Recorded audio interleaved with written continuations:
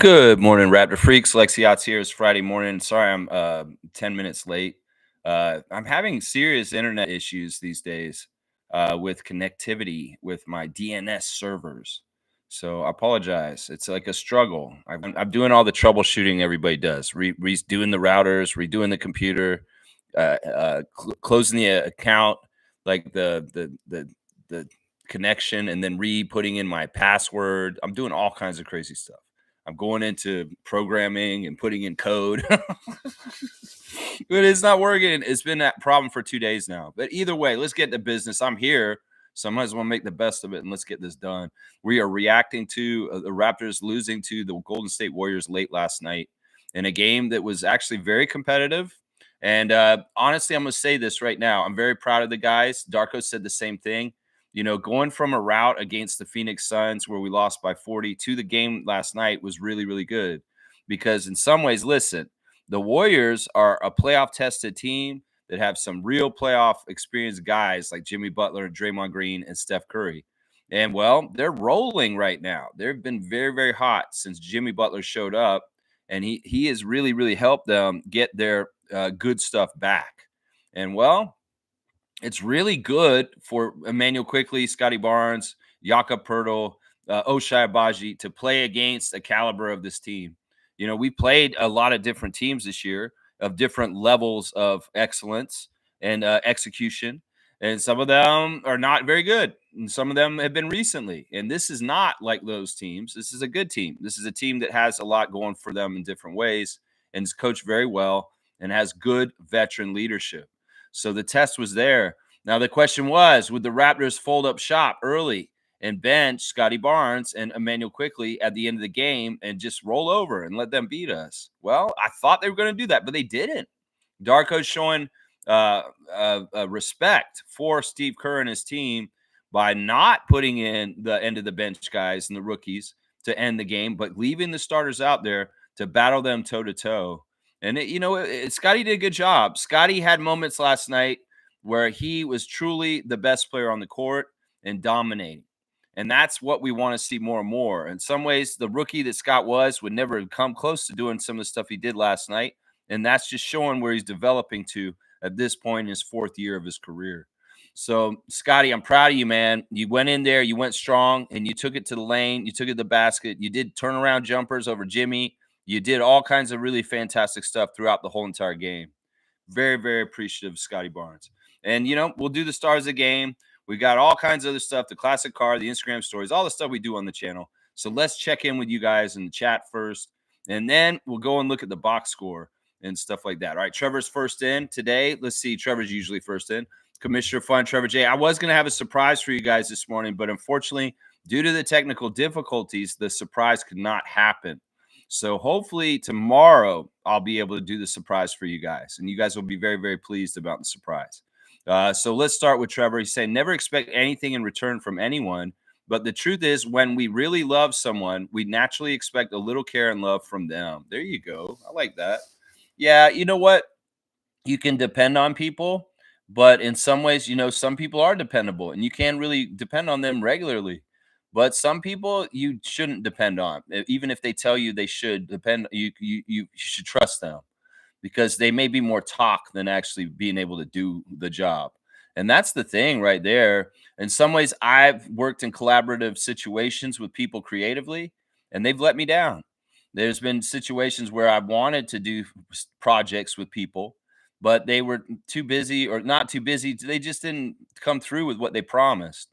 And sometimes I found for myself personally, I like to create by myself. I like to work independently. And that's part of the reason why I do this channel a certain way is because I don't really want people to help me with this channel in certain ways. Because honestly, I'm depending on you then. And in some ways, if you don't do what you said you're going to do, you're going to disappoint me. And then I'll be like, why did you even tell me you would do it? So that's kind of the way I feel about this. It's like, I don't mind doing stuff for myself and doing it. And that's kind of where I'm at. But I appreciate your words of wisdom, Trevor. It's true. If you find somebody in your life that you can really, really depend on, it's absolutely their word is bond. Those are great people to have in your life. Let's just put it that way. Trevor's saying that Steve Kerr gave Darko and the players credit for the game last night. Yeah, there was a cocky reporter with the Golden State Warriors trying to say things like, "What happens when you're playing against a team that's so much worse than you? You're the superior team," saying all this kind of bullshit like this. And Steve Kerr kind of checked that Golden State reporter and said, "Oh, this is not a bad team that we played last night. This is not a team that you should look down on. This is a very good team coached by Darko, and they're one of the best defensive teams in the league." Steve Kerr gave us a whole bunch of flowers after the game. And yeah, it was funny because the reporter, he's talking like the Warriors have been like this all along, but they're not. They've been a mid team most of the season, and it's only been in the last 20 games that they've been a better team. So it's like, get off your high horse, Warriors people. You always act like you got this certain air to yourselves just because of a dynasty during the 2010s. Seriously, man. Seriously. And once again, reporters that don't really understand the Raptors shouldn't be making opinions about who they are or what they are, because you aren't paying attention to them very often or maybe once a year. Yeah, you guys don't know who the Raptors are. So don't even talk this kind of garbage. Steve Kerr knows because he studied them and he knew what he was getting into. In fact, he had very glowing words for Pirtle, Scotty, Shed, and IQ. Yeah, Steve Kerr said some very nice things. And he said that of course, he also said that us having Jama is an advantage for us when we play the Warriors because, of course, Jama Malea was assistant coach for Steve Kerr for a few years there recently. So he really knows their program well. And, Steve said that the only reason why they won the game last night, the Warriors, is because they shot the three so well. That if they hadn't shot the three so well, they would have been in big trouble.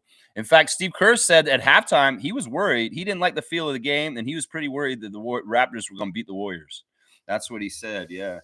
Trevor's saying Shed with that in cross dunk was amazing. In cross dunk. Shed is amazing. Yes, that dunk was really cool, and it came from nowhere again. And I don't know, man. People are gonna start expecting this kind of stuff, Jamal. If you're gonna like do this with frequency, you're gonna come through and like start throwing down dunks down the lane. I mean, come on. Scotty was joking about it after the game in his interview, saying that is like I wasn't sure if he was gonna dunk it or not. He was up there for so long. He said he was up there for like 2 minutes, and he's like, 2 seconds. What are you doing up there, Jamal? What are you gonna do with it? He's like, Scotty wasn't sure if he was going to dunk it. That's what he was saying in the post game conference. But he had some very glowing words for Jamal Shed in his interview, saying he's a dog. I love him. We love having him on our team. He's come in with winning ways from this winning program in college, and he's just a joy to have on our team, and he loves having him on his team. So this is Scotty going on and about Jamal Shed last night after the game. Yeah, let's see. Trevor's saying Raptors 32 assists, 58 points in the paint. There you go. At least we're still sharing the ball. The one thing that the Raptors did really well that kept them in the game last night, if not out shooting the Warriors for three, they were definitely shooting a high percentage overall. At halftime, they were shooting 50% from the field. And, that was really, really good. Darko was very happy that the Raptors held the Warriors to only 50 points in the second half. Of course, both teams were getting 30-point quarters in the first half, and there was a lot of scoring. But we managed to slow them down in the second half, and Darko was very, very pleased with the defensive effort on the Warriors in the second half. Yeah. Trevor's saying that DeMar DeRozan is the 27th player in the NBA's history to score 25,000 points last night. Yeah, pretty cool stuff. And in fact, this was an interesting game because it was against his former team, the Bulls. Yeah, the Sacramento Kings playing the Bulls last night. And let's go to the Instagram stories real quick because there's a reunion at that game last night in Sacramento between three Lithuanian men. And that is the teammates of the Kings, Jonas Valanciunas and Domantas Sabonis, along with the young rookie for the Bulls, Matthias Bazelis. So very, very cool to see the three Lithuanian players from Lithuania reunited because of the game last night. Of course, Sabonis and Valanciunas being on the same team is really pretty cool.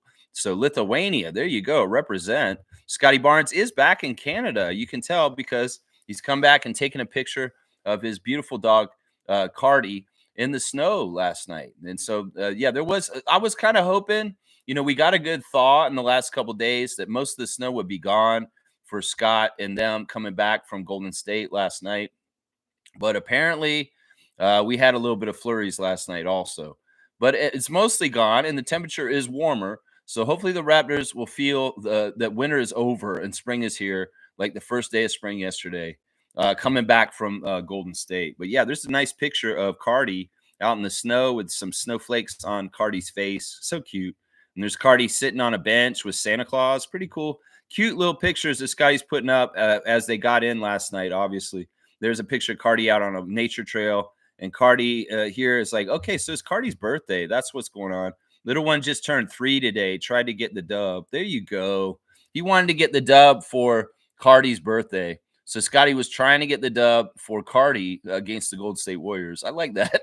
I like that Scott on the down low had a mission inside saying, I want to get this dub from my 3-year-old little baby dog, Cardi. I love Cardi so much. I'm gonna go beat Steph Curry. It's so funny. Scotty's like that, but there he is with the dog on the runway too, getting in the plane. Matt Devlin has posted Jamal Shedd's dunk right down the middle, and they're saying get him in the dunk contest. Okay, that may be a little bit overkill. We've seen Jamal dunk it twice this season, and in some ways, it's a lot of energy. I don't know if we should try and lobby for him to be in the dunk competition. I don't know about that.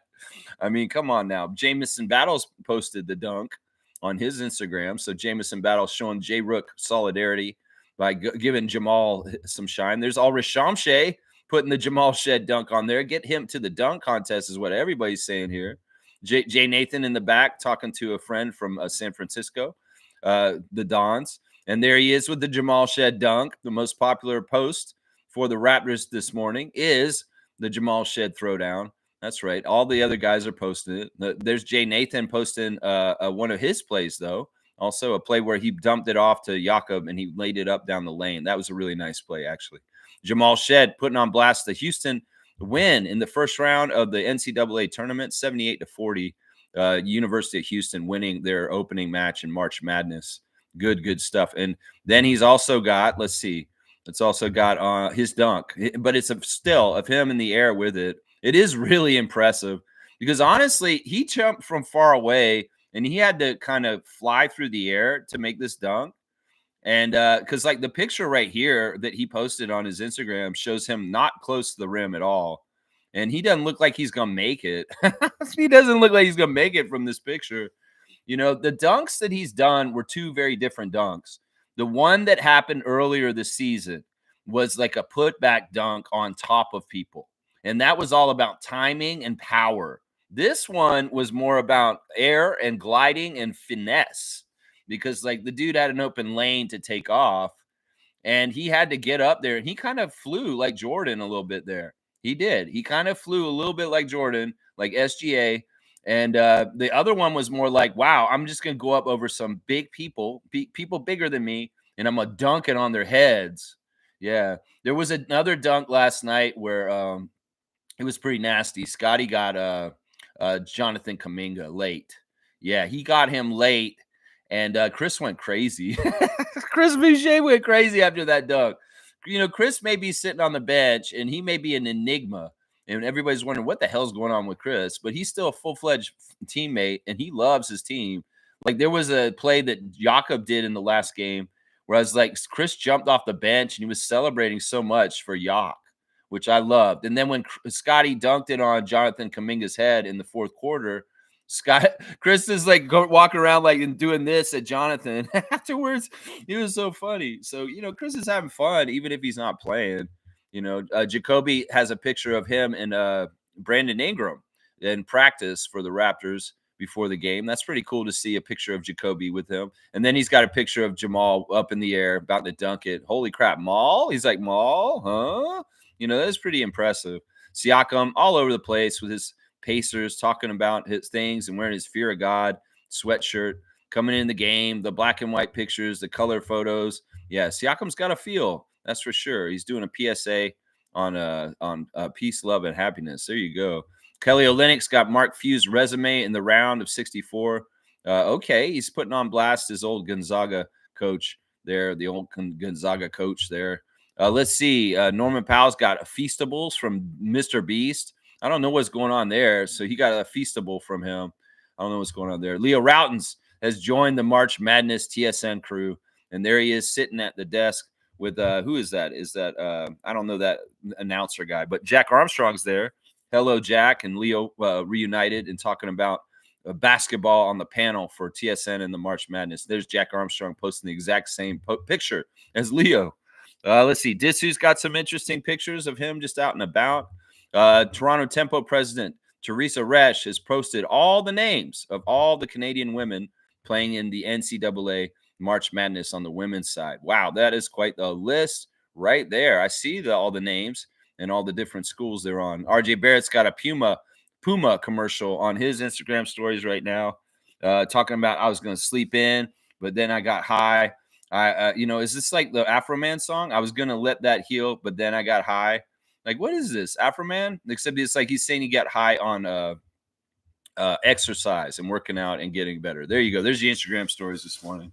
Yeah, Jonas reunited with his Lithuanian brothers, Damatis and Matis. Very, very cool to see Buzelis, Sabonis, and Valanciunas together. Very, very cool. Mo's here. Good to see Superfan Mo. We missed you in the chat last night. I saw you showed up at the end, though. And, man, you were almost right, Mo. I'm going to say this right now. In some ways, like when Darko did leave the guys in to have a full effort to try and win, I was like, you know what? Monique might be right. That I shouldn't have doubted the Raptors against the Warriors and that they may actually beat them. I just, when I'm looking at the games, I really try and suss out the parameters of the potential for the Raptors to win. And looking at the game last night, I was like, man, it's going to be so hard for them to win because of Steph, Jimmy, and Draymond and Steve Kerr and that home court advantage. And the refs were mostly good. Courtney Kirkland was a little bastard. Yes, he was. We saw Courtney Kirkland deny us on our challenge. That challenge was a little flaky and not the smartest. And in fact, I saw Darko yelling at Eric Curry for asking him to do that challenge. Eric Curry actually looking at the play, it was a weird one where the player was just kind of going forward with momentum. And they like IQ hit his butt into the player or something. I think it was IQ or Shed. It was one of the point guards. And they hit into the defender for the Warriors. And they said it was offensive foul or something like that because they just fell right into him. I mean, in some ways, it's like, look, the guy was still moving, but I don't know. Courtney Kirkland definitely screwed us over at that moment because that was in the first quarter. And once again, the Raptors lost their challenge like with so much of the game to go. And it's just a dumb thing. It's a dumb thing that is kind of showing normally with challenges and the Raptors and Darko. And I hate it. I hate it. I wanted them to take this summer, Coach Rajakovic. I want you to take this summer and really establish a philosophical protocol for how you do your challenges. Because I feel like this is an area that the Raptors are not doing as well in as other NBA teams. And obviously, in a competitive league like the NBA, you want to get good at every area that you can get good at. And I think because the challenge thing is such a new thing, in some ways, it's not really something that, has been practiced or mastered by anybody in the league, honestly. If somebody is really good at challenges or something like that, or figured out, well, they need to be copycatted, is what I'm saying. So I want Darko, knowing that he's a student in the game and he's always ever winning, and learning, that he has to go learn how to do a better protocol for his challenges. And I think there should be a hard and fast rule just for the safety of not losing your challenge so early in the game. You should not call any challenges in the first quarter for sure. Barely ever call a challenge in the second quarter before halftime. Yeah, I think it's just smart because, the risk of losing your challenge, even if you think you're exactly right, is always there because these referees will make up some bullshit and they'll convolute it and they'll make it like, well, this is my reasoning for why I call it this way, and you lose your challenge.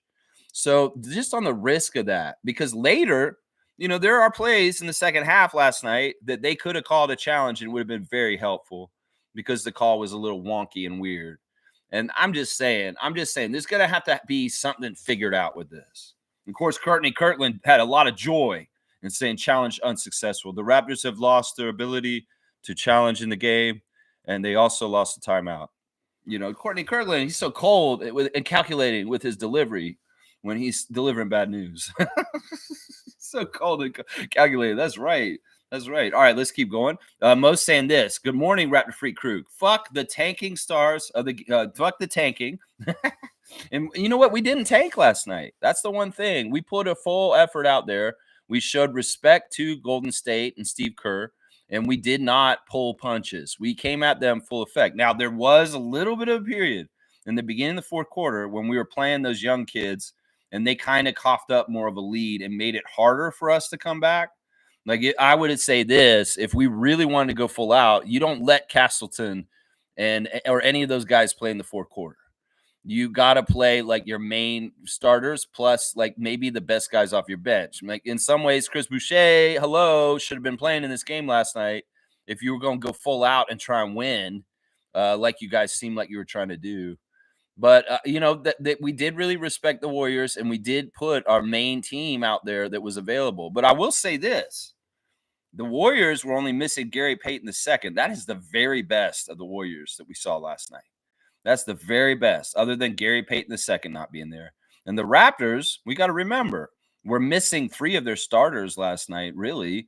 When you talk about RJ Barrett, Brandon Ingram, Grady Dick, Jacoby Walter, all missing. So we had a big contingency of our team missing against the Warriors, and we played them at a very high level. And, honestly, I don't know. This team may have beaten them with RJ available. Think about that. Seriously, they may have had him available. That's right. Her stars of the game are in the loss are BB. You mean Barnes? Because there's no Barrett in there. Yak, Jamal, and Jameson. 12 games remaining. Almost had the game. If lost turnovers and fourth quarter woes, still bummed. Yeah, I wish you weren't so emotional about the games right now, Mo. I really wish you weren't, because honestly, I feel for you, because I know that it's your heart and it's just who you are. It's your identity. But in some ways, you should be able to take a break and be off from this like all of the rest of us. There's no reason for you to suffer or make yourself upset about this, because honestly, this is just not the time in the situation for you to put yourself through angst over the Raptors losing. You really, really shouldn't. That's part of the great benefit of the situation we're in right now, is that I get it. You're a competitor. You want them to win. And in some ways, you're mad at me for even saying what I'm saying right now. But I see a friend of mine, and I see a friend of mine who's upset. And I'm like, I don't want her to be upset. I want her to be happy. But I get it. I understand. You hate the Raptors losing no matter what. And this is why she's still bummed and upset. I mean, I don't get it. To me personally, I can logically figure this out and say, I have no emotional investment in whether the Raptors win or lose right now, because I understand the task right now.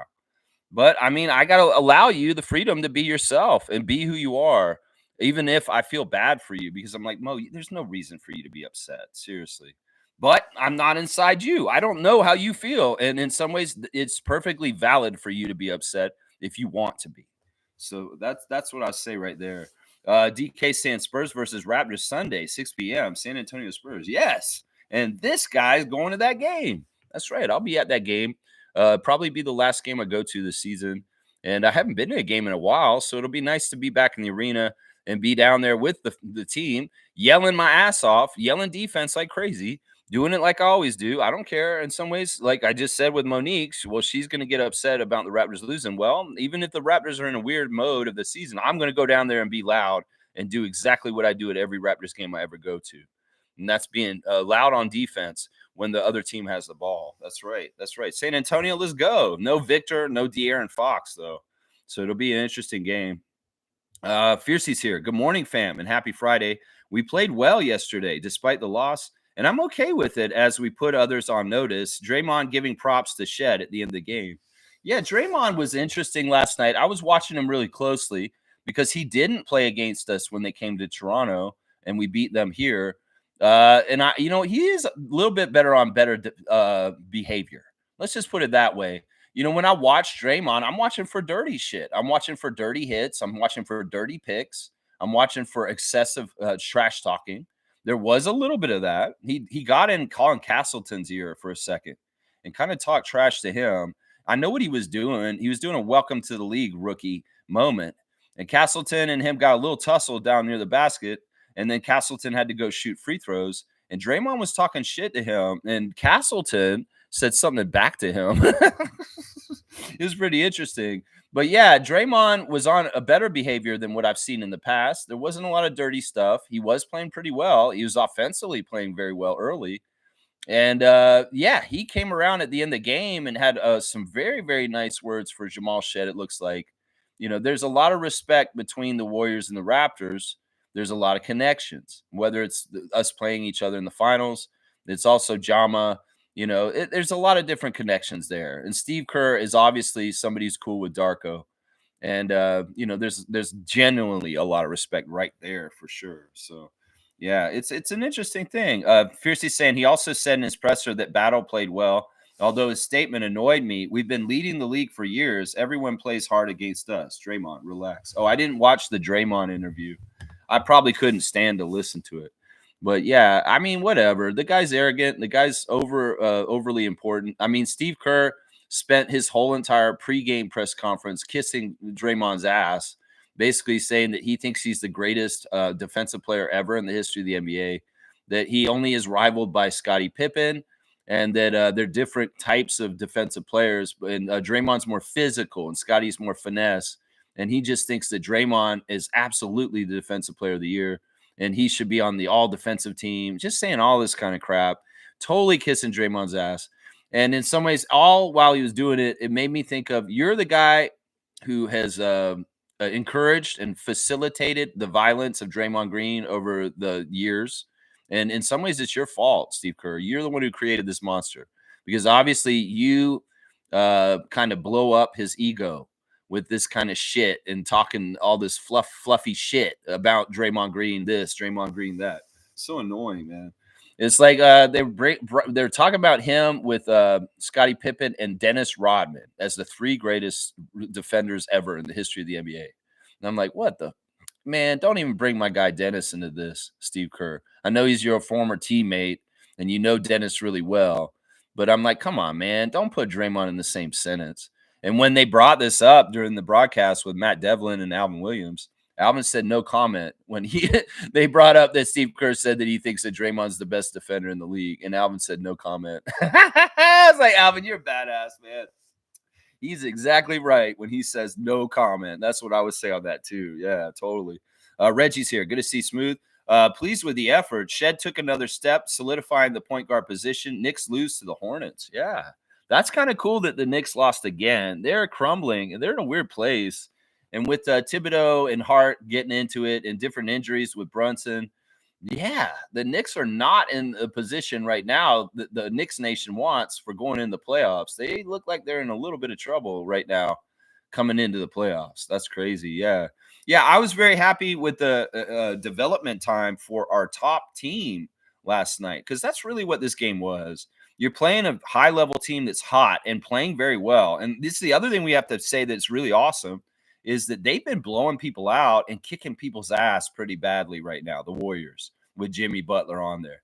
And we hung with them. And in fact, they were shooting really, really well and playing at a high level. And we still ran with them the whole entire game pretty much. There was no point where they like blew us out and we're up by double digits or anything like that. So I'm very proud of the Raptors for playing a high-level team right now at a high level for the whole entire game. Darko said that, getting ready for this Warriors game took a lot of extra preparation because they're a special team. And in some ways, he's very, very proud of how the team executed the plan that they had for last night because they did a pretty damn good job, is what he's saying right there. Yeah, he's saying they did a pretty good job executing the plan he gave them. And they had to be very, very, it wasn't like a beginner plan. They gave them a very master level kind of advanced plan that they had to follow and try and win on. And they did a really good job following it. Yeah. Fiercely saying Scottie, IQ, Big Yak, special mention to Shed with the dunk and his improvement on threes. All right, let me go ahead and do the stars since you guys have been bringing your stars to me, Monique and MJ. My number one star is Scottie. Scottie was fantastic. He was kind of getting towards a triple-double in some ways. 29 points for Scott on 11 of 16 shooting. He was 1 for 2 from 3, 6 of 8 at the free throw line. He did miss a couple of free throws, which is annoying. 10 rebounds, 6 assists, and a block, and 3 turnovers. The way that Scotty was aggressive and going to get his points was really awesome. And in some ways, look, you're playing against Draymond Green, you're playing against Jimmy Butler, you're playing against Steph Curry, and you're going out there and you're being like a very dominant player yourself. Like the stuff in the paint was awesome. They couldn't do anything to stop him. And we saw once again two different things. We saw him doing turnaround shots within 10 feet, one where he was open, and then the second one was over Jimmy Butler himself. And then you saw Scotty in transition continuing to do his Giannis work, where he's reading the floor, finding the open lanes, and dribbling through defenders and finding a way to the rim and either bouncing the ball off the backboard into the rim or taking it directly onto the rim and dunking it, that kind of stuff. And that is the vision that Darko has for him. And we're seeing it more in reality now. This is something on the down low he's been working on behind the scenes, and now we're unleashing it. But I love Scotty being aggressive offensively. I love him wanting to go get points. I love him looking to do that. And we definitely saw that with him getting 29 points. He had a good chunk of those points at halftime, which was really good. So Scotty's definitely my number one star of the game. And he wanted to win last night, and he would have got that chain if he had, because he was that like that last night. My second star of the game is Jakob Poeltl. He once again does stuff in the game that makes you think like, wow, look at this guy. He's out of the blocks, man. He had a good block. He had all the stuff he does down low. He's hustling like crazy right now. It's amazing how quick our center is getting up and down the court. I don't understand why people don't like Jakob Poeltl. He's one of the most mobile centers in the entire league right now. Like, dude, hey, how many centers in this league run up and down the full court like Jakob does? Seriously, think about this. Who puts out that kind of energy? Like, he's running up and down the court like a guard and chasing down people to try and stop them from getting easy layups by blocking them. That's amazing to me. Seriously, big man's usually lazy. Big man usually got reputation to be able to low. You come down there the last from the end of the other end. No, this big man's leading the break, is what I'm saying. Jakob Poeltl, we gotta give you shine for your get after it. 8 of 9 from the field, missing only one shot. Made both his free throws, and his free throws were at a crucial time when it was close late in the game. And that's the thing. Yak may be bad at the free throw line, but when they matter, when they count, he makes them go in. And 2 of 2 at the free throw line. And the crucial free throws, 8 rebounds, 2 assists, 2 blocks, a +3 with 18 points for Yak in 28 minutes. No, he's just a badass. I love Yak. And Yak has like really changed. I think this has been one of the most rewarding years of his career this year. Seriously, because he's having fun. You can tell he's having fun. He's enjoying the development and the growth of the team in Darko's system with the players he's around. And he's just having fun, man. You can tell that when players do shit that's like really kind of not normal for them, like the full court and then drive and dunk, like the 3-point shot in the corner, that really does show that they're loose and they're feeling good and they're having fun and they're just out there playing the game, man.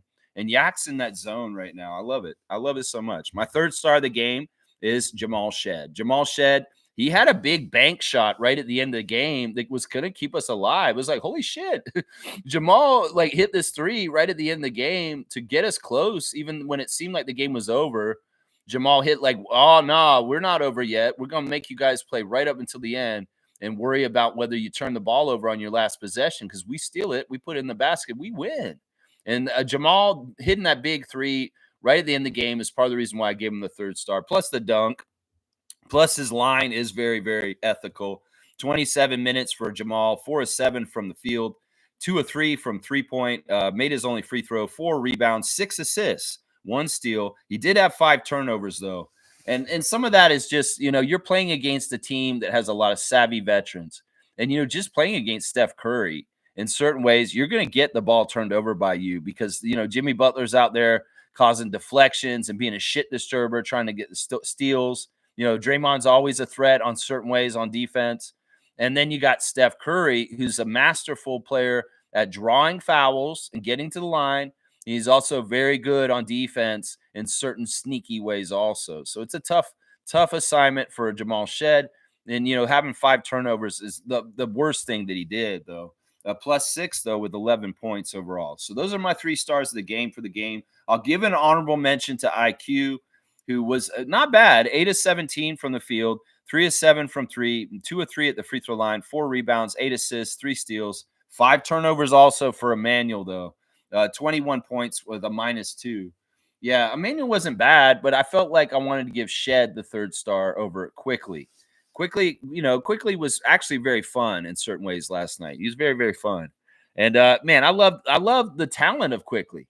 In some ways, we saw Quickly doing a little bit of fancy stuff with his dribble and his handle, and also changing speeds, and also very gifted high off the backboard layup. There's stuff that Quickly does with very, very high level skill and talent, and we saw some of his talent on this display last night. Going over the rest of the guys for the game real quick. Jonathan Mobo started in San Francisco in front of the San Francisco Dawn fans. 5 rebounds, 4 assists, 5 points for Jonathan on 2 of 5 shooting. He made his only free throw. He did have 3 turnovers. Yeah, I don't mind that. Jonathan, in some ways, is a defensive player. And, in some ways, he can do some certain things around. Like, I didn't like that Draymond was being guarded by Jakob at the beginning of the game. I felt like Jonathan should have been on him. And maybe, I don't know what you do with Yak. In fact, Yak kind of stuck out with a sore thumb at the beginning of the game because the Warriors are small naturally with Draymond at center.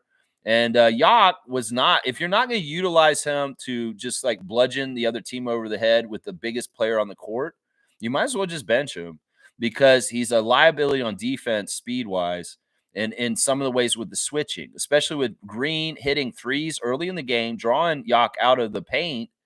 That is useless. You might as well not even start him if you're not going to feed him in the paint on the offensive end and absolutely dominate the paint and get a bunch of points through Jakob that way.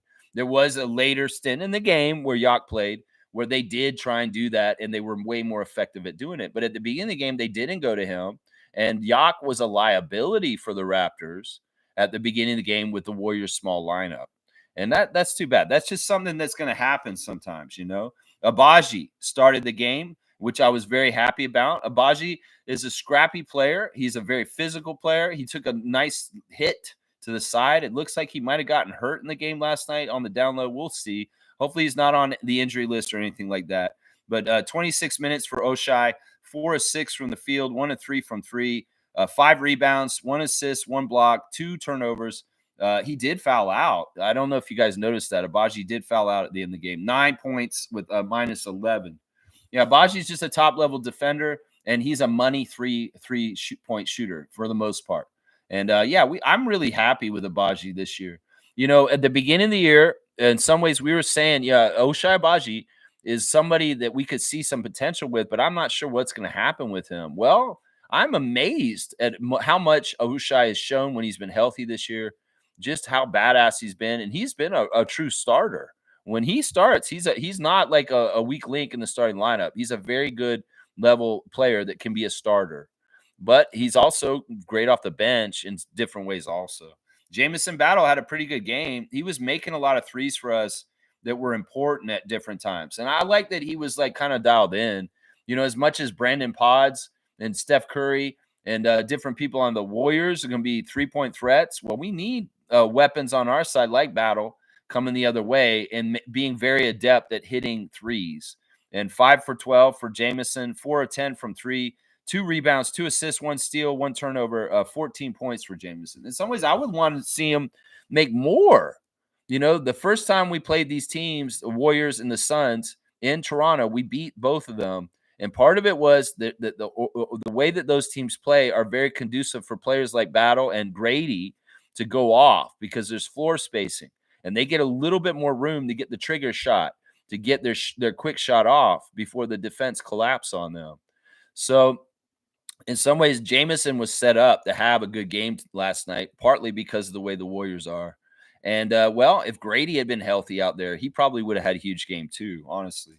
Garrett came out for 5 minutes and played for he just got like an assist and a rebound and a turnover and no points. I'm going to say, if you're going to play Garrett Temple in a game like this, Darko, you should be playing Chris Boucher. I'm sorry. I just don't get this, man. Colin Castleton came out, and he looked like a rookie at times. At times, he looked a little too sheepish and weak, and he wasn't executing in certain plays.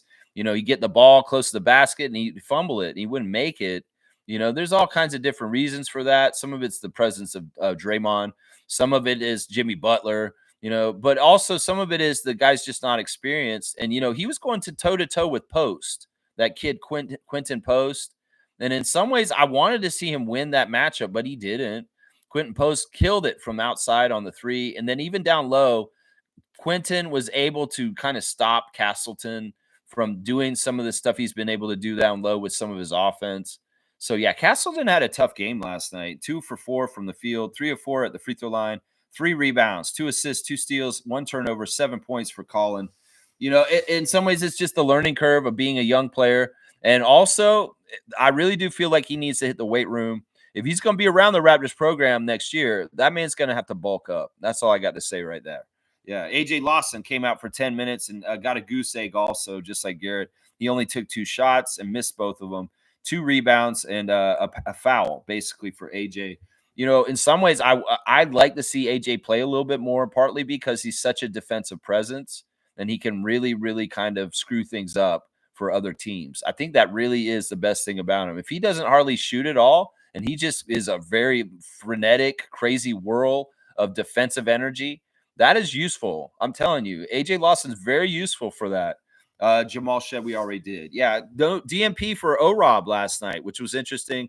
These things are going to happen. Darko likes to run a 10-man rotation, and with the health of who's back and stuff like that, well, O-Rob was sitting on the bench last night instead of getting in the game. I was thinking about this and talking about it in the chat last night. What is the Raptors' official top 10 on their roster when everybody's healthy? And that's including Brandon. Like, who would it be? It'd be Barbecue, obviously. Barnes, Barrett, and Quickly for 3.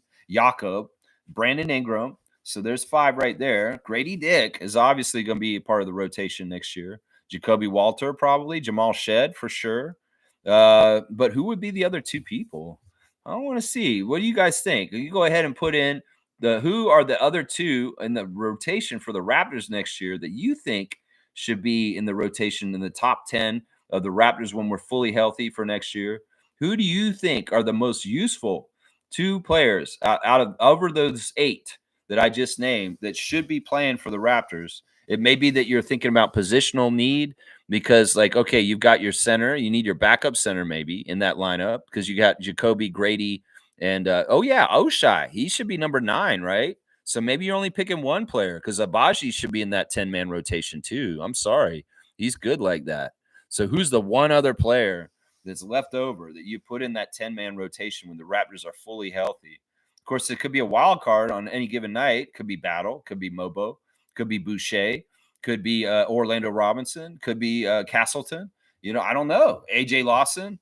That's what I'm saying. Like, when you think about what our 10-man rotation is next year, you're like, whoa, that's really good. Actually, when you look at the names and the depth and the capability and the talent, is what I'm saying right there. Yeah. It's very, very interesting. Smooth saying, okay, I read that one. Let's see. And I read that one too.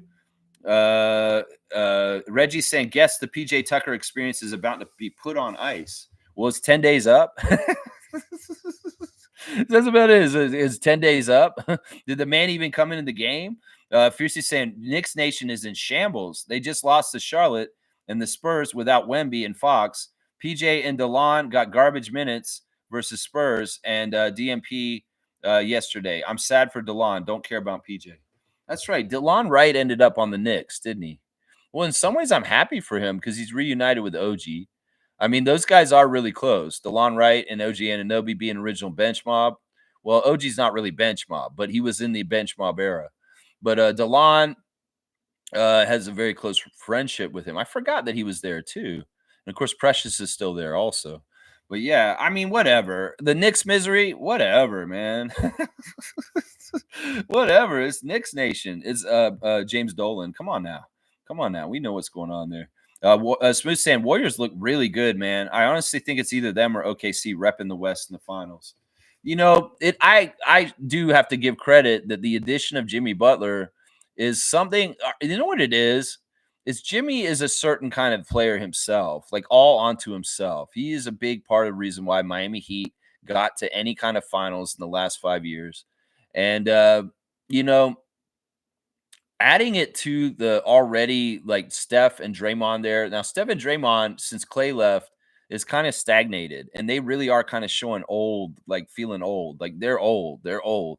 But Jimmy coming in revitalized and kind of re-agitated or reinvigorated the veteran moxie of Draymond and Steph to go further and like kind of feel like, whoa, this is reinforcements.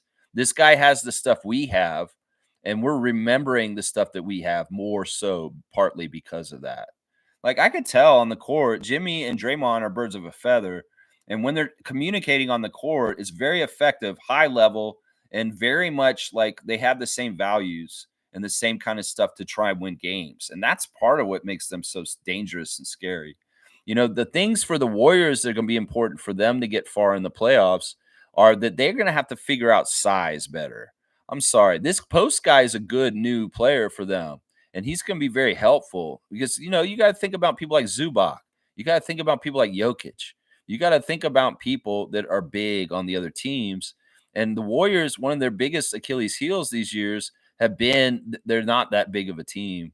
In some ways, it's kind of like the Celtics without Porzingis in some ways. But if this post kid can play a certain way, they may have some promise in that department. You know, other people that are important for this team to do well and get far in the playoffs are Pods and Kaminga. That those two guys have got to go above and beyond and be very deadly. Brandon Pods is like the new Klay Thompson. And in some ways, he's a very, very capable scorer and shooter, and he makes things happen.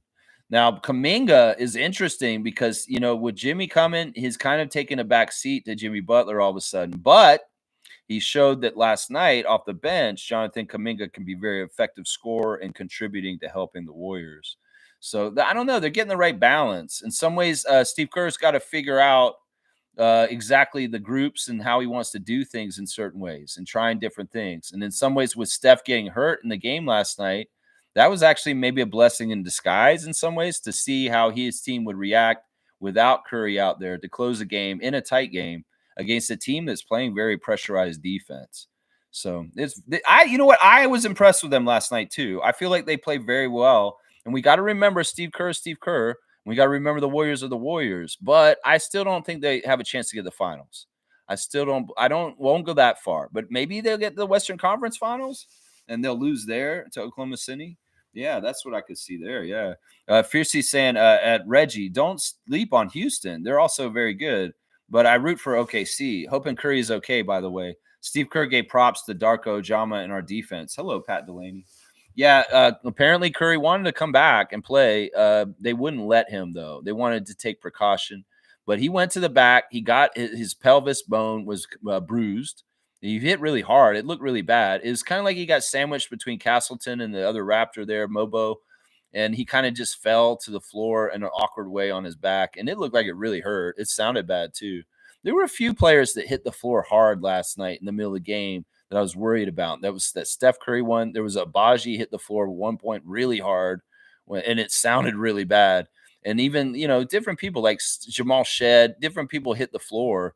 And you worry about that because there's a lot of people have been kind of falling crazy in the NBA this season. But yeah, apparently Steph was in the back. He went back there, got checked out, and he was fighting to come back out, and the Warriors organization wouldn't let him return to the game. So he must have been feeling okay if he was trying to come back in. Let's see. MJ saying he said our record doesn't show how good we are. Of course. And he clearly scouted us. He gave us the stats on our defense. Yeah. You know, it was so insulting in the finals when we played the Warriors in 2019 after game one when we beat them in Toronto. I was at that game. It was amazing. The first ever finals game held in Toronto ever in 2019 when we beat them on our home court. Steve Kerr said after the game, I didn't scout them. We didn't realize who they were. I didn't realize who they were. Part of it was Marc Gasol being on our team all of a sudden, and he hadn't scouted us since we got Marc Gasol. But I felt that was very insulting. And I felt like, Steve Kerr, what is your fucking job, man? You're a coach of the Warriors, and you get paid millions of dollars to make sure they're prepared to play the opponent. And you're talking about how you didn't respect your opponent in the NBA Finals enough to actually go and scout them and learn them. Well, I'm glad to hear that Steve Kerr scouts the Raptors now and understands them at this point. I mean, seriously, come on now. That's crazy. Yeah, let's see. Reggie's saying if Fred can will the Rockets to the finals, wow. It's the thing with the Rockets getting far in the playoffs is much like the Thunder, they've got a team that's very young overall, and it's the overall young guys that have to be able to learn the stair steps of the NBA playoffs. As far as this is what first round intensity is. The next round is like this. You get to the conference finals. Wow, this is what it's like, and it ratchets up each level. And well, Freddie being through it, he can teach people. He can tell them. Dylan Brooks can help to an extent. Jeff Green, Steven Adams, these guys can all be helpful, but it's really like the kids like the Thompson twin, Jalen Green, Sengun. These guys have got to go through the stair steps of experience and failure and success.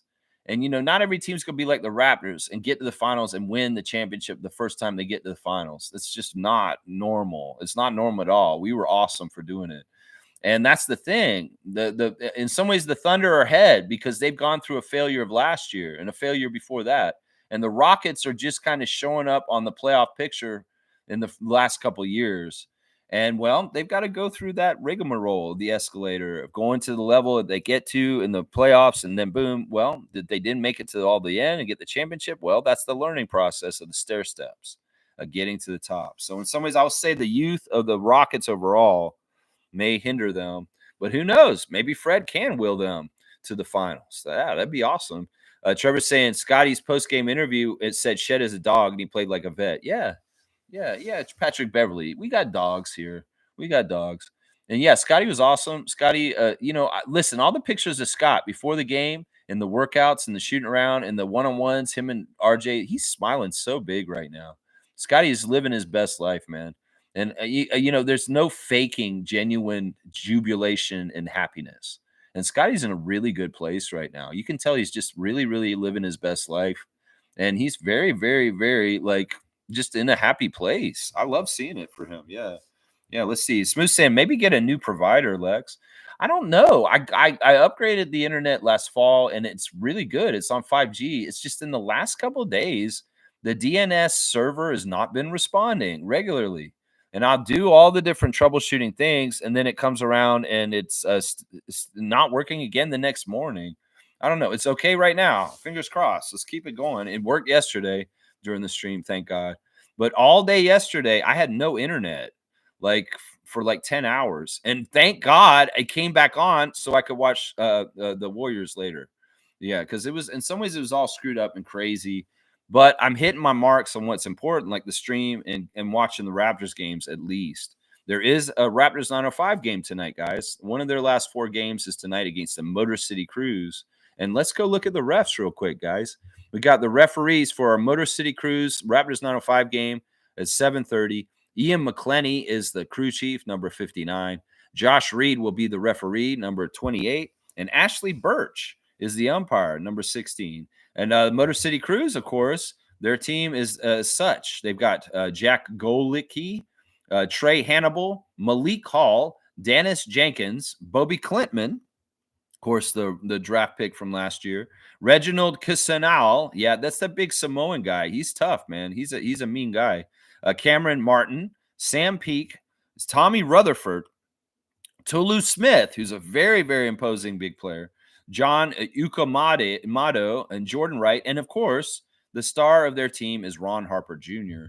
So we'll see Ron Harper Jr. and the Motor City Cruise versus the Raptors 905 as one of the last games. So if you're like me and you're a completionist, you'll be there in the YouTube chat with me talking. But if you're not going to watch it, I understand also. It's a Friday night, and it's the first Friday night of spring.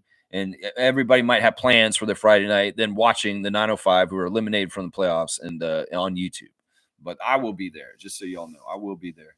Yeah, I don't know. I have limited providers for this area, Reggie. So it's not like I have a lot of choices. And yeah, unfortunately, I do have the owner of the Raptors as my provider here right now. Yeah, the owner of the Raptors and the Jays. Yeah. But I don't want to have that provider. But it's because I'm out in the sticks. This may be the only provider I can get right now. Yeah. Fiercely saying, we lie, baby. Yeah. I was really happy that I got the stream going. And it was like just barely. It's like, oh my gosh. I knew I wasn't going to be on time because it was being a real pain in the butt. But I did get it fixed, and I got on, and I am here now, which is great, which is what was important. Yeah, Fiercely saying, hit the like and live buttons, fam. There you go. Yeah, hit that live button. We're gonna be doing the classic card. I don't want you to be behind and guessing it 5 minutes later after it's been done. Nako's here. Good to see Gerald holding it down in the 905 for us, Mr. Gerald Mayhew. If you see Gerald's name at comedy clubs in your area, go see him. He's a stand-up comedian. He's hilarious. Let's see. Rockets are good, but they're young. I think Curry, Butler, and Draymond really work as a core. They really do. They really, really do. As much as Jimmy was mad and pissed off to be in Miami, in some ways he didn't totally deserve to get to this point when such a great fit because he kind of didn't deserve that because the way he acted, but he got in a really ideal situation. And it's really working out well for both sides, Jimmy Butler and the Warriors. So, yeah, they have a legit chance. They do.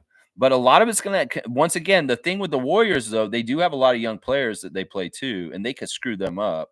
So Steve Kerr's got to balance not overplaying his old gray hairs that he's got that are amazing and that will help carry them to far in the playoffs with how much can you play the youngsters without getting hurt in different ways. Like Post is playing out of his mind right now, like right this second. But he's not going to be doing that in the playoffs. Quentin Post will not be able to be relied on in the playoffs like he did last night. I mean, let's look at that kid. Actually, I was like, where the hell did this kid come from, man? 6 of 10 from the field. All of the shots except for one were threes, and he was 6 of 9 from three.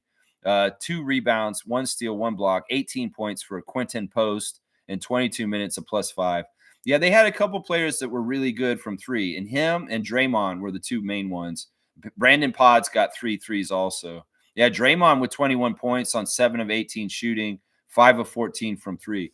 The early three makes by Draymond did not phase me. In some ways, it was, like I said, a problem with Yak having to get drawn out because Draymond was taking outside shots, and he got hot early. But I'm like, go ahead, keep shooting them because I know he's not going to make that way for most of the game, and it'll actually hurt the team for the Warriors later on when he's shooting so many threes and he's bricking most of them. And that did happen later because he ended up shooting 5 for 14. He may have hit him early, but he started missed them later. Yeah, 7 rebounds, 5 assists, and 4 steals for Draymond also. Jimmy Butler, as Steve Kerr put it, was not shooting well last night, but he still managed to get a triple-double. 16 points, 11 rebounds, 12 assists for Jimmy on 4 of 15 shooting. He wasn't shooting that well. And Steph, before he got hurt, 17 points before going out of the game in the third quarter, 6 of 8 from the field. Yeah, they're an interesting team. And, they may want to, like in the playoffs, play more Kevon Looney because obviously Looney has been in a lot of different battles and wars for the Warriors over the years. He's relegated to kind of more in the third team at this point. But if I was the Warriors and you're getting into playoff time, you want to go with proven guys that have been there and done things. Kevon Looney's going to have his minutes increased for when they're in the postseason. That just seems smart to me. And another guy that could be very helpful for them in the postseason, obviously, is Buddy Hield. Buddy Hield, he could be a very good scorer, and he's a vet. So I would say, like, that's the whole thing for Steve is to balance the youth on his team with the energy, with not tiring out his old guys, but the old guys' veteran leadership being the main thing that's guiding them in the playoffs. So we'll see. We'll see how far they get. They didn't even use the Davis kid last night. They didn't use Dale Davis's son. He didn't even play. It's interesting. Let's see. G saying Scotty played and wanted to win for his dog's birthday. Yeah, that was in the Instagram stories. He wanted to win for Cardi. Yeah, that's funny. MJ saying you're right, Nako. Houston may give a run for their money to Golden State, but Golden State's experience will prevail if they get to face each other. I don't know if I would say that for sure. Seriously. I mean, the thing about the Warriors versus the Rockets is that some of the Rockets players match up really good with the Warriors. Like we know Steph and Fred have had their battles. We know about Steph Curry versus Fred VanVleet very well as Raptors fans. I would say something like Dylan Brooks and Jimmy Butler. Look at that matchup right there. Ooh, look at that. That's a very gritty matchup. And then, I would wonder about how they deal with Sengun. That's the problem right there. In some ways, Sengun is a problem for the Warriors in certain ways. He is a problem for them. I wouldn't give the Warriors just easily they beat the Rockets. You know, that you guys can think that, but I'm going to take Fred and the Rockets in a 7-game series in the playoffs over the Warriors. Yeah, if that happens, we'll see and we'll remember that. And I'll say I pick Fred. You guys can pick Steph and the Warriors, but I'm going to pick Fred in that matchup. That's what I'll say right there. Yeah. Yeah, let's see. Carlos here. Good to see Kaloy. Morning, Lex and fellow freaks. I love springtime. Shot a few hoops earlier to get some sweat in. There you go. I like to hear that. That's right. Get out there. Let's not just talk about the hoops. Let's get out there and play. Let's get out there and shoot around. Maybe I should go to the court near me too. Maybe I should. Man, you're inspiring me, Kaloy. As you're showing the example, and now I want to go and do what you're doing, man. That's what I'm saying. Listen, you know, I talk about all kinds of stuff on this channel. Like I talked about gas stations that are truly Canadian. You know, what we say on this channel, you know, you guys are my audience, but you guys can expand my audience. And if there's anything that's interesting, whether it's Raptors related or anything related, you should put that information out there and share it with more people. You know, that's what I'm saying. We diffuse information around society in those kind of ways by word of mouth. And you know, not everybody's going to watch the Raptors Freak channel, but y'all are. And in some ways, when you find things out on this channel, like something interesting, it could be mundane or it could be very important, like politically. It's good to share that stuff and go out there. And, you know, I can't reach everybody from this channel, but each one of you guys can reach even further from your lives into other places, whether it's talking about buying Canadian and supporting our country stronger. You know, this is the way we stay together in community. And, you know, I'll talk to you guys in the morning, and who knows, Kaloy may go talk to a couple of friends later in the day, and it spreads. And that's fantastic because Kaloy is spreading. Let's go play basketball. It's spring. And I'm going to want to go play basketball now because he said this.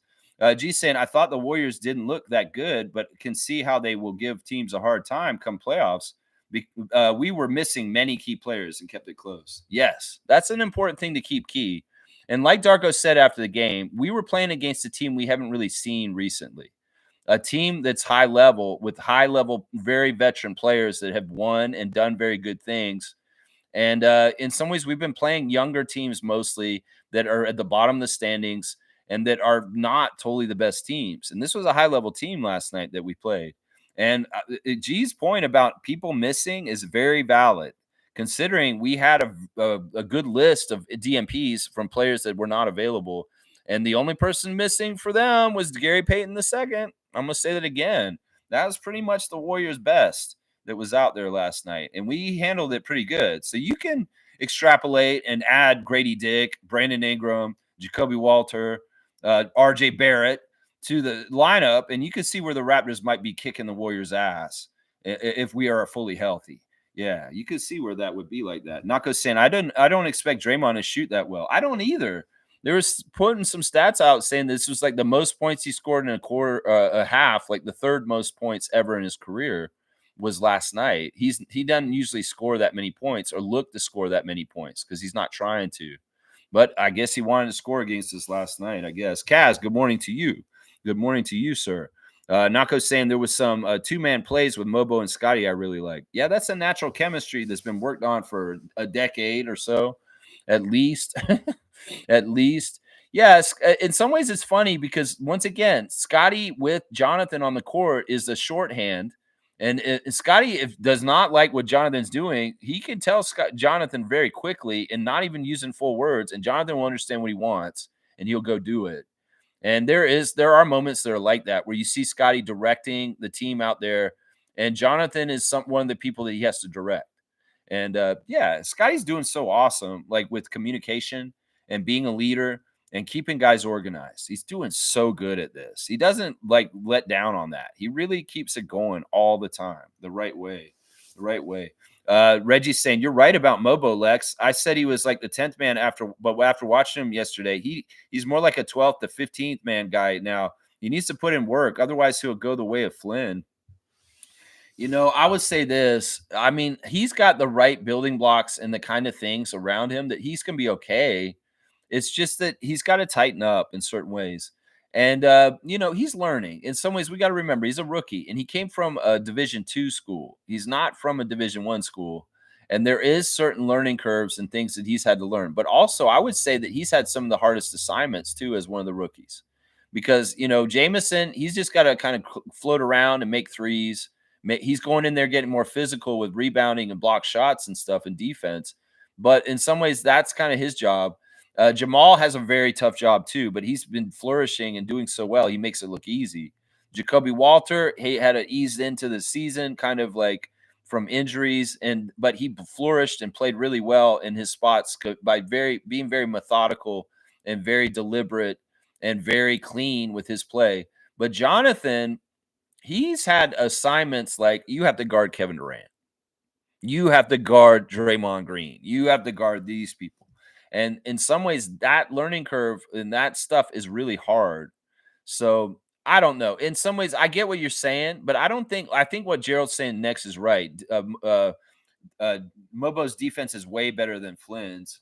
I think that's true. I think he's a way better player than Flynn, even when Flynn was a first round pick, which is crazy. And he was way more touted. But I think that Mobo's a more useful NBA player than Malachi Flynn ever will be. And that's partly because, in some ways he's like Scott's shadow who comes in and he does the Scott defense stuff when maybe Scott needs to be on the bench. And that's very, very, very valuable. Very valuable. If he can guard 1 through 5 mostly. I mean, did you see how Jonathan was guarding Steph Curry in the second half before Steph got hurt? He was right up on him. And in some ways, that's dangerous for a forward as big as him to get so close to Steph. But because of his lateral footwork and his be able to move around really quickly, he could come up real close and guard him really, really close on the outside. And you need to, obviously, because Steph is like that with his shot. You need to. There were some moments where they left Steph too wide open, and Alvin kept calling it out in the game. He's like, oh, you can't do that and let Steph come around that pick and do that. You have to be there right in his face. You cannot let him have that. Yeah, there was a little bit of that, but Mobo was on top of Steph Curry. He's guarding Steph Curry. That's impressive. That's impressive to me. Reggie saying the NBA is littered with guys like Mobo, man. I mean, yes and no. Yes and no. Sure. There's guys that have frames. There's guys that have motors. There's guys that have long wingspans. There's guys that are strong. But there's not any other guys that wore pajamas and sat on the floor and watched cartoons with Scotty Barnes, though.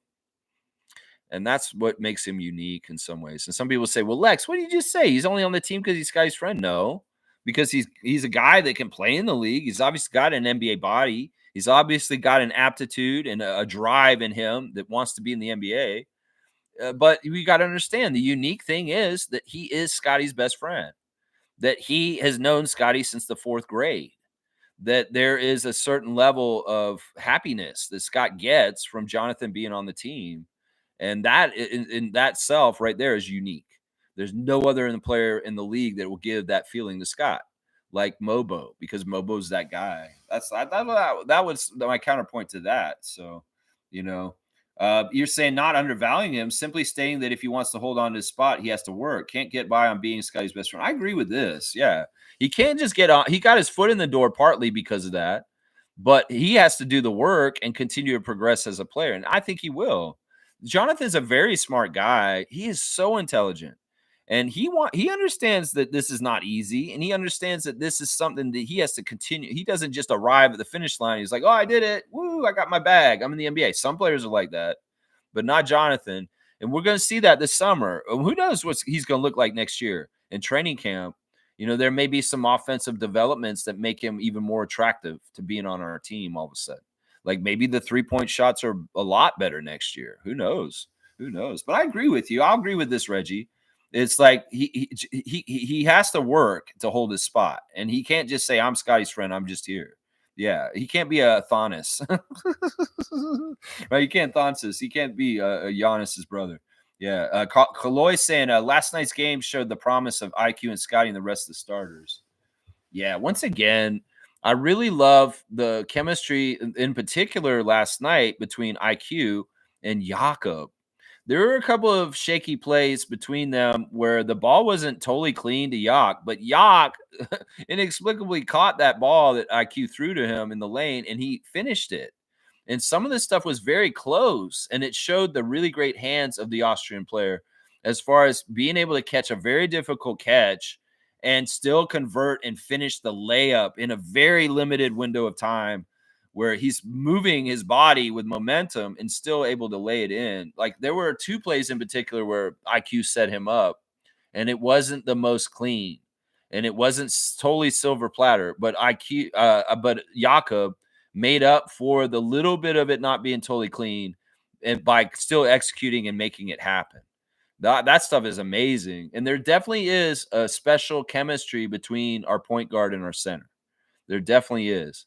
And it's just like we see this special chemistry between IQ and RJ, obviously, them being very close and playing together for a few years now. And then you see the special chemistry between Scotty and RJ when he's available. You see with Scotty with IQ. There's a lot of good chemistry between our core guys, the barbecue and Yak, that really is going to be awesome to see develop and get even more familiar and more outstanding with play. There was times, and Darko brought this up last night. He said, we value playing a team like the Warriors like this last night because we want to show that we can play with them, that we can compete with them. And then he said that we can dominate them. And when Darko said that, I was like, my eyes went up. I was like, oh, yeah. At moments last night, I can remember parts of the game where the Raptors were dominating the Warriors, guys. Really seriously think about it. Like whether it was something that had to do with Yak and his size, whether it had something to do with Scotty and his amazing gifts and skills as a player. There were moments where we were dominating the Warriors a little bit. And there were runs. Obviously, they were leading for a good part of the game. We were leading for bit parts of the game. But there were times where the Raptors had absolute control of that game last night and were the winning team in those parts. And like I said, Steve Kerr said he was worried about us beating them at halftime.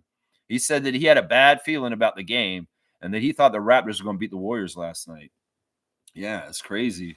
Yeah, let's see. Nako's saying, I see flashes of Mobo's playmaking and defense. The offense definitely could be smoother. Yeah, but once again, in some ways, we're not playing Jonathan for scoring necessarily. The most important stuff with his offense that's important is finishing near the rim. And him and Castleton and Orlando, to a degree, all need work in this area. That they need to just get better at ignoring contact and going through the defense and scoring, no matter what. There was one crazy shot that Jonathan threw up there and it went in. I was like, wow, that was kind of cool that he made that. But that's what we need more of, is finishing through brutal contact, physical contact, and just making sure that ball goes through the hoop. Because first of all, those players that I just named, those 3 guys are so young and so disrespected, and nobody's in this league, that they can't go in the lane and just expect that get bailed out and by put on the line. No, they're rookies. They're they're 2 ways. They're guys that are half in the G League. They will not get the refs' calls. And when they go in the lane and they try and score and they get hammered and they don't make it, there's no whistle. There's nothing. The ball goes the other way and nothing happens. So that's why even if they get fouled like crazy and no whistle's coming, they need to just finish the shot and make the basket, because that's the only way they're going to get points, because they won't get the respect of the whistle. They won't get the respect of the whistle. Wayne's here. Good to see Wayne's trainer. Good morning, Raptor Freaks. Very competitive game. We had 3/4 of the team and played well. Significant turnovers by Jamal was unfortunate, but he's developing and he's a rookie. Next up, Spurs. Let's go. Yeah, there was that one pass he tried to throw over to the side and it went to Fantasy Ransom, who's not on our team. And Fantasy just kind of stepped aside. Yeah, I saw that late turnover by Jamal. And, you're exactly right, Wayne. He's a rookie. He's in development, and he's not going to be perfect. And, well, these are the mistakes. And he's like, you can see Jamal saying, my bad, and like doing stuff like that. It was like, oh, and we're seeing in real time him taking the mistakes and learning from them. And in some ways, he's probably very meticulous, at least from what I've seen this year, as far as how he's improved. And he doesn't really make the same mistakes over and over again. Like earlier in the season, he was lofting the ball too high, throwing it down to people on the baseline, trying to cut towards the rim, mostly Grady. And then the ball would loft up over them too high and go out of bounds at the end line. That mistake was early, but we didn't see it very much in the later half of the season. But, he's got to learn each mistake. And you know what? He's a computer, and he's figuring it all out. And he's learning from his mistakes fast. It's not like he's unconscious with his play and he's just going to make the same mistakes over and over again and not learn. No, this man is changing game to game and really tightening up what he's doing all the time. All the time. That's right. Yeah. Next up, Spurs. Let's go. That's right. Yeah, I'm gonna go. I'll be at the game. Let's go. I will be there. Yeah. Randolph saying blessings on all our beloved Raptor Freaks most informative gang. God's call on your life is higher than the life's challenges, which is why you are able to endure amidst all the difficulties faced. There you go. I like that. Thank you for the words of wisdom, Randolph Phillips. That's right. Listen, if the task seems tall and it is trouble, just like my friend Randolph and Trevor say to me all the time, put your faith in God, because God is that extra that will get through that stuff that seems insurmountable.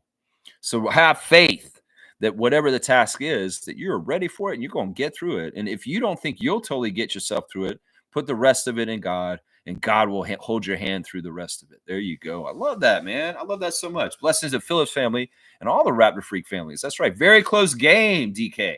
Was I okay with my score prediction? I said 110 to 99, and it was 117 to 114. So I was a little off. That was about 230 point total score there. Yeah, I was a little off. I was saying it was going to be closer to 200.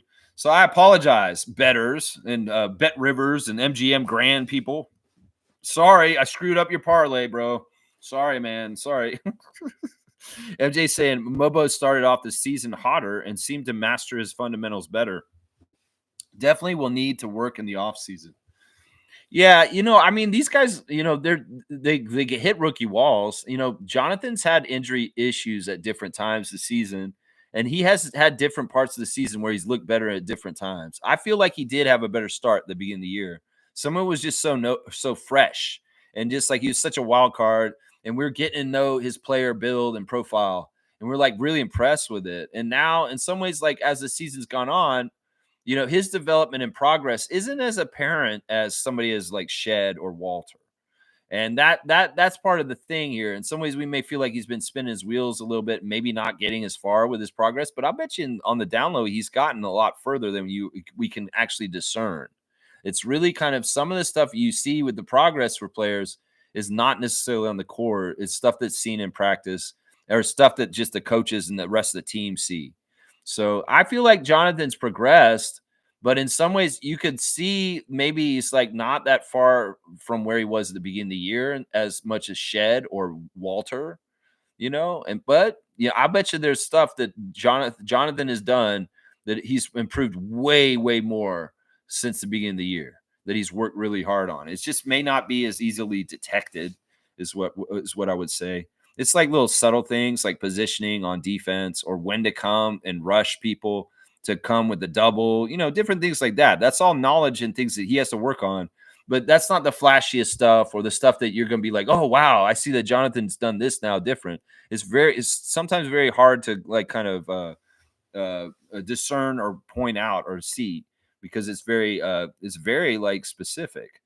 Let's see. Kaloy saying, I hope for the rest of the season we see this kind of Scotty. That'll make a season grade to A+. Yeah, I mean, I was saying the other day that I grade Scotty as A- for the season, partly because of his decline on 3-point shooting. But yeah, if he wants to be more dominant like he was last night, and if he actually is able to like overtake games and be the man and carry us to a victory big time on his own, yeah, well, let's give him a great increase. I'm with that. Yeah. MJ saying game last night was really good. Lots of lead changes, extremely competitive. So you're glad you stayed up.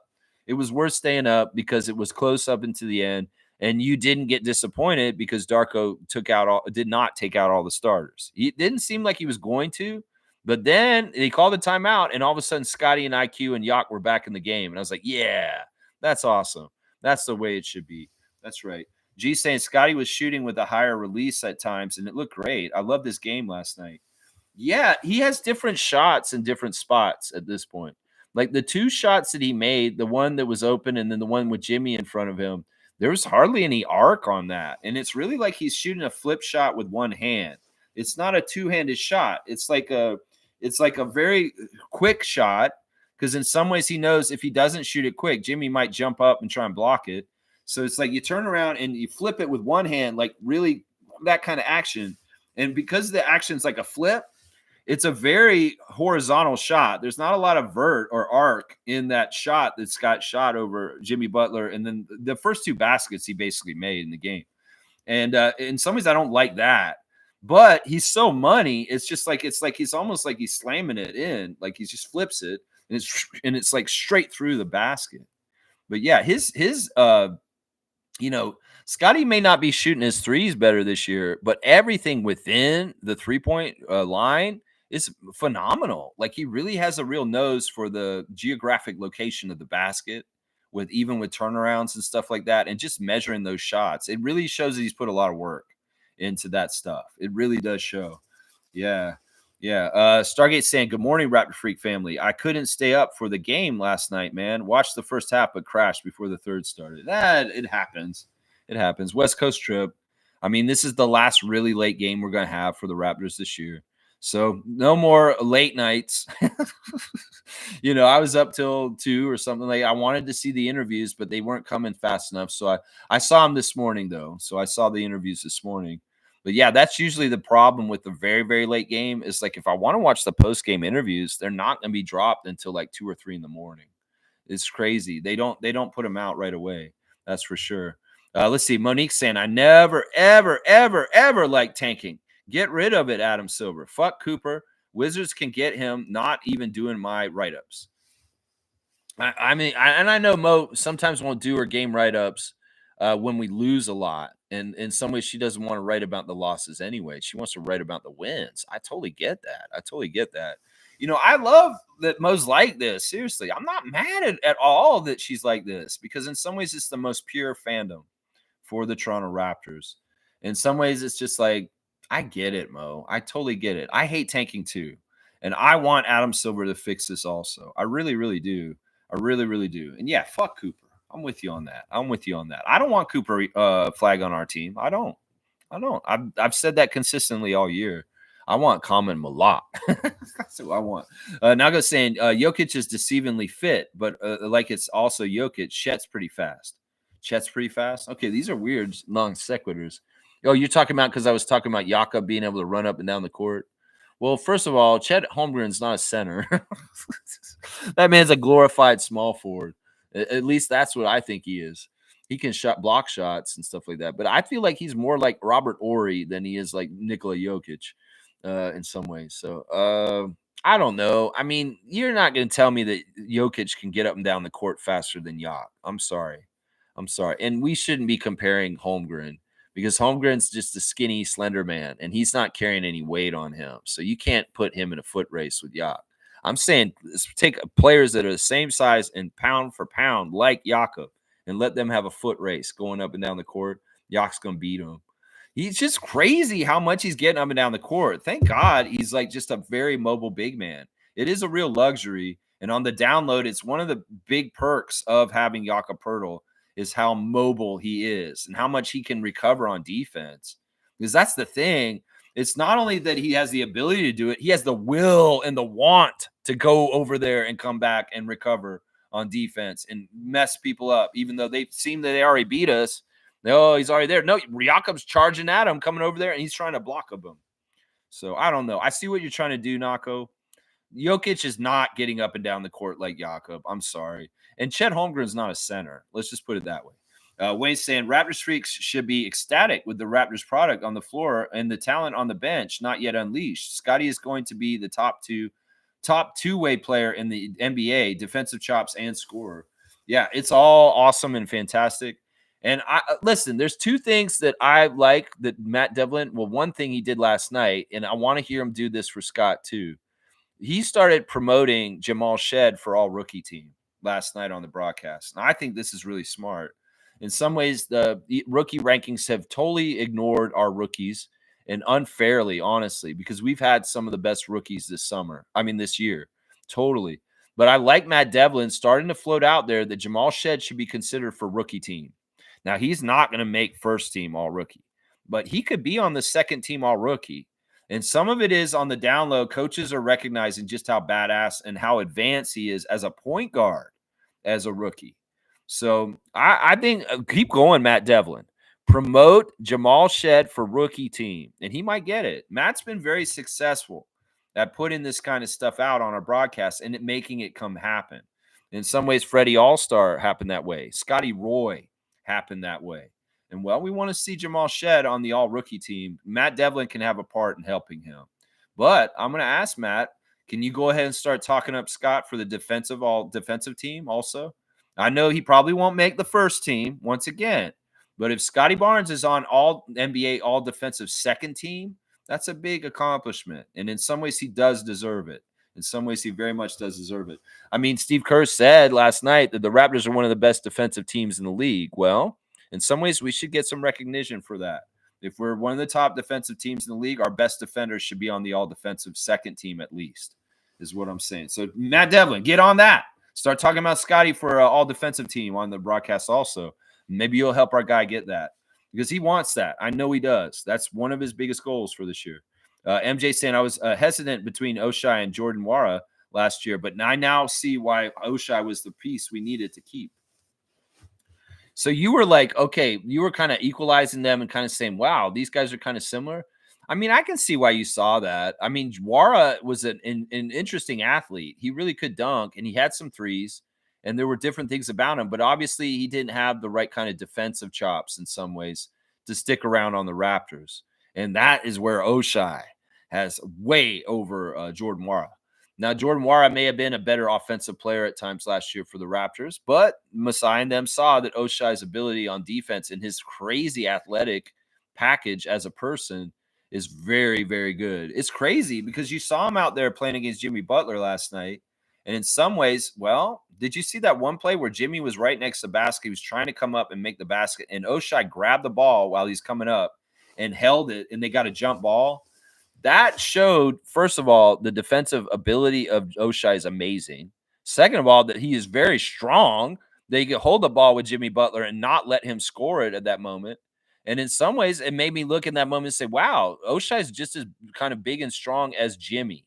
And that's saying something. Jimmy Butler's a very strong player, but so is Oshai Abaji.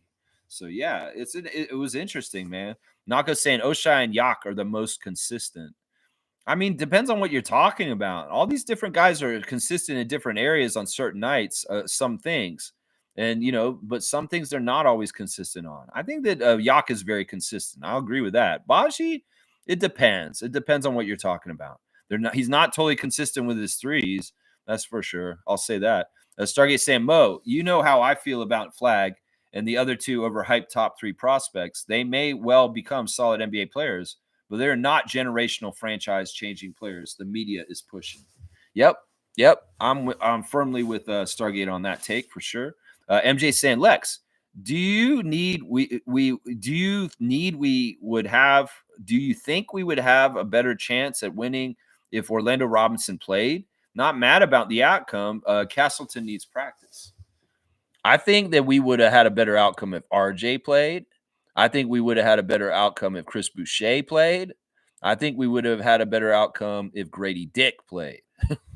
Jacoby Walter, Brandon Ingram played. I don't know if the switch for Orlando Robinson for Castleton would have been negligible. Like, I don't think it would have been a very big change. I think it'd be about the same. I would say that. Kaloy saying Malak will be the 9th man and then Mobo number 10. That's interesting. See, that's the thing. We're getting jammed up. Like, I can name 10 guys that should be playing for the Raptors, and then Darko's got switching in and out for matchups or different nights or what he wants. Otherwise, it's really, we're getting stacked. We have a stacked team already. We're going to add a top draft pick, and our team's going to be good. We are going to be good. In fact, I don't even think we need really to do a whole lot with free agency at all. Maybe some little MLE kind of like exemption kind of player that we add in. Who knows? We're going to have to see. But we're mostly all ready to compete for next year with Brandon healthy, showing up in a first-round pick. That's it right there. That's it. Fiercely saying top 10 on her rotation, Scotty, IQ, Yak, BI, RJ, Grady, Oshai, Jamal, Jacoby, and Orlando Robinson. That's who she likes for there. Who's she missing that I would have put in there? That's tough. I mean, I can't disagree with that. That's a good lineup. You got a backup center with Orlando Robinson. So yeah, I like that. I like that for the most part. So you're putting Orlando Robinson in there as the 10th guy. Yeah, I don't mind that at all. Neil's saying it was a good game and it exposed players that need to be to a heavy workout regimen in the off season. The Warriors are just a very savvy and talented team. In some ways, the things that the young Raptors learned from them are things like this is how Steph Curry is going to grab you and make a foul all of a sudden. This is what you got to watch out for, Shed. Is like this is what Steph will do to bait you into getting a foul called. And there were plays where he did not foul Steph, but Steph made a deceiving thing happen and the refs called the foul all of a sudden. This is what Draymond Green is going to do, Jonathan Mobo. And you need to understand this is what he does, and he may do this. It's that kind of learning and development from old masters of the game who've been around forever and been there, done that, like Jimmy Butler, Draymond Green, and Steph Curry. And getting that knowledge from seeing what they do, well, some of it you steal yourself, and some of it you just are aware of so that you don't get fooled again the next time it happens. And that's a lot of it right there. That's a lot of it right there. Yeah. Fiercely saying third lineup: Castleton, AJ, Mobo, and Shamshay. Yeah. Okay.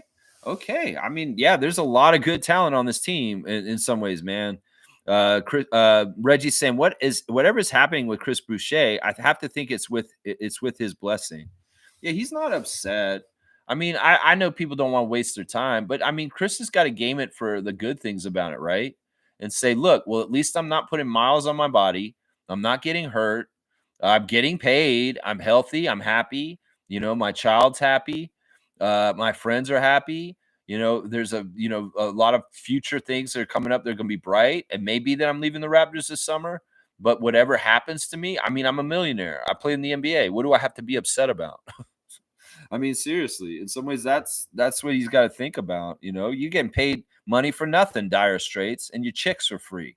You know, you got to sit on the end of the bench, sitting next to the notorious BI3. He's got to sitting there and play no basketball. He gets his checks up for free, money for nothing, and the chicks for free.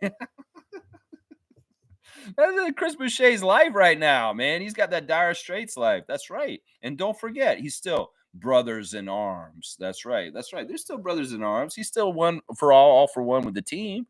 It's just he understands the project. In some ways, he's in that stage of veteranness that he doesn't need to play. He's bona fide. They know who he is. It's just like Garrett Temple. Garrett Temple's been that guy before where he didn't play for a long, long time. It's like just part of the being in the NBA.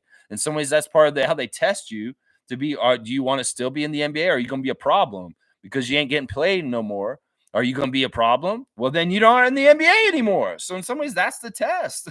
Is Chris, can you get DMP's coach's decision for a little while and not get upset about it, not be toxic, and be a team player and be ready if we do call your number? It's like Darko's going to mess with him and say, "Oh, Chris, you're not playing," and then all of a sudden he's going to call him in. And then Chris will come running in the game. All of a sudden, he'll be ready. So I don't know. In some point, every player in the NBA goes through this as a veteran. It's like there's a weird time when you're just not getting playing time and you're just on the bench because in some ways you're known, your veteran presence, you're who you are. That's just what it is. That's just what it is in some ways right now. Yeah. Tristan saying Brandon, Grady, RJ, Quick, Shed, Jacoby, Scotty, Battle, Yak, and Lawson are our top 10 in his opinion. Wow, he's got Jamison, Battle, and AJ Lawson in there instead of people like Abaji. And who else is missing in that list? Interesting. This is so interesting, this list right here. You're missing no, Walter's in there. Who's missing from that list? There's like somebody else that you pushed out to put in Lawson and Battle. I can't figure it out off the top of my head right now. There's too many good players on the team. I can't keep track of them. That's an interesting 10 though, Tristan. And really nice to have Tristan Trey in the Raptor Freak chat now during the game. That was cool. Tristan joined our Raptor Freak chat yesterday and he got this experience what we do during the game last night. Yeah, Trevor's saying New York extended PJ Tucker to another 10-day. Okay, well. All right. I guess that he's in. Wayne saying disagreement day. Draymond is a plus. His goonish plays work for his team. O'Shea is a great player off the bench, not a starter at this point. We need a backup to both Jakob and Shed. Okay, this is Wayne. Wayne has a couple of disagreements here. Draymond is a plus. Yeah, I think that he's playing more, less like violent, and he's more cerebral and smart, and he's playing more team oriented. Yeah, he can be a real plus. He can be a real plus. But I don't think that he's one of the best defensive players in the league. I don't think that that's true. But yeah, he's a valued, experienced player for the Warriors, and he does help them win. I won't disagree with that. Yeah, I don't know if his goonish play was in effect last night. In fact, he was very non-contact kind of oriented. Maybe he's saving it up for the playoffs. But yeah, he was very respectful last night, and he wasn't doing any dirty stuff. I watched for that with him, and he was pretty good. He was pretty good last night. I'll have to say that. Oshai is a great player off the bench.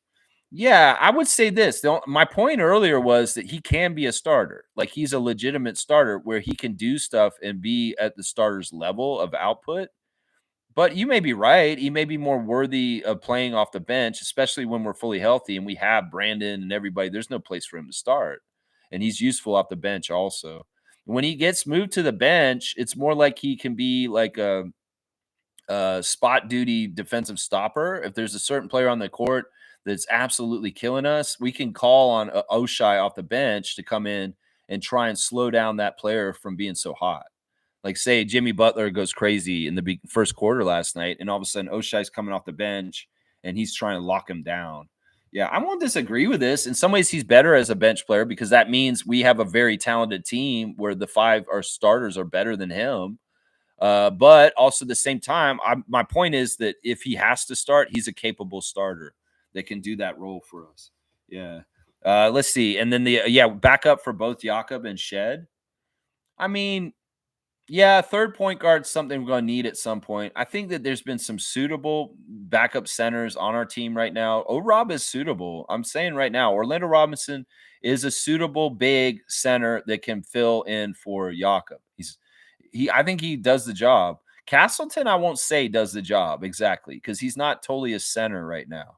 In some ways, he is a power forward center, and especially with the two center lineups, he's been slotting at four a lot. And he just doesn't hold the paint exactly like O-Rob does. But yeah, I would say O-Rob and Shamshay is going to be coming in that spot at some point also. Let's see. Nako's saying Scotty, IQ, BI, RJ, Yak, Grady, Shed, Jacoby, and the first round pick. If I was a betting man, common, but we don't even know where we pick. Chris, if we still have him, if not Mobo. So those are your 10 right there. Oh man, I feel like people keep missing people or leaving people out. They're important that we're forgetting about. I don't know. Neil's saying Golden State barely beating us is a bad sign for them. We weren't even fully loaded. Curry looked a little gassed before he got hurt. Yeah, and if Curry is hurt for any extended period because of this, I don't think he will be though. I think he's going to get through this fine and he'll be ready for the playoffs. That could hurt them on their run into there because they are in position battle for home court. If they can do a little bit better, they could actually possibly finagle getting home court in the first round of the playoffs. And that may be really what the goal is for them right now. And that's why they really are trying to win because they can still move up in the Western standings in their playoff spot. And that's what they got to try and do. But yeah, if Curry's out for any kind of time, that's going to hurt them. That's going to hurt them. Nako's saying, I like Oshai over Mobo, but it's close. Well, I definitely like Oshai over Mobo. I think that the fact that Oshai just provides another floor spacer with the shooting, he's way more consistent from three than Jonathan. Now, Jonathan is a different kind of defender that can do stuff. They're similar in some ways, but Jonathan's bigger. So I don't know. I would not put Mobo equal to Oshai. Oshai is better and he's more useful. In some ways, he's closer to being a fully capable two-way player. He's closer. In some ways, I'd say he's got it on defense. It's the offensive stuff he needs to just be more consistent. And then he's a two-way player. Yeah. Let's see. We got trivia today. Let me see. What somebody's gonna put some trivia on me. Let's see what's going on here. Random trivia. What former number 2 draft pick has the same alma mater as Jakob Poeltl and DeLon Wright? Well, would that be Kyle Kuzma? Is that who it is? Is he the number 2 pick in the draft? I don't think he is. Who else went to Utah? Is it Keith Van Horn? Is it Keith Van Horn, Stargate? I think when Stargate comes at me with any kind of trivia, I'm going to go ahead and just say Keith Van Horn from now on. I know the answer is Keith Van Horn. This is funny because Stargate and I were joking about this the last time he did a trivia, and the answer was Keith Van Horn. I was like, I came around, I was like, you know what? I think the answer is Keith Van Horn. And I think that's what this is again. Yeah. Kaloy saying, I just don't use Starlink, Lex. I don't think I use Starlink. I don't know. If I have anything to do with anything Elon, I'm cutting it out of my life. Seriously. You know, I found myself this past week driving on the road, and every time I go by a Tesla, I'm shooting a bird at them. I don't even know these people. I don't know why I'm doing this, but I'm just like, yeah, you're driving a Tesla. You get the one finger salute from Lex as he goes by. Yeah, I don't know. Maybe I'll get into road rage for that. I don't want that, but in some ways, also like if the camera, the Tesla's going to be picking me up, I might as well show them how I think of them. You know, it's like, yeah, man, if I owned a Tesla, I'd be very seriously considering trading it in. Seriously, Trevor wants to do the classic card. We'll do it very, very soon. Very, very soon. Mo's saying if all goes well, we should win out the season. That's a tall order, and I know you want that so bad, Mo. I know you want that so bad, but oh man, it's crazy because Mo really is so diehard for winning, and I respect it so much. But at the same time, it really is like 98% of everything Buddy Raptors is not about winning out, Mo. Like everybody for the most part. And I know you say that, well, those are tank loser mentality, and we should be like that. But it's not even just us, the fans. It's the team management is what I'm telling you. I think it would be a disaster if we won every single one of the rest of our games. I know as much as that sounds great, I think that it would be labeled a disaster and it would be making people like Michael Grange laugh at us. Seriously. Josh Lewenberg, all the weird shit like pick a lane, stop trying to win, but you're also trying to lose. What are you doing? Just go one direction. You know, if we went totally winning and we got in the play in, some people would be very, very mad about this. And I know you would be very happy. Now, I would be happy too.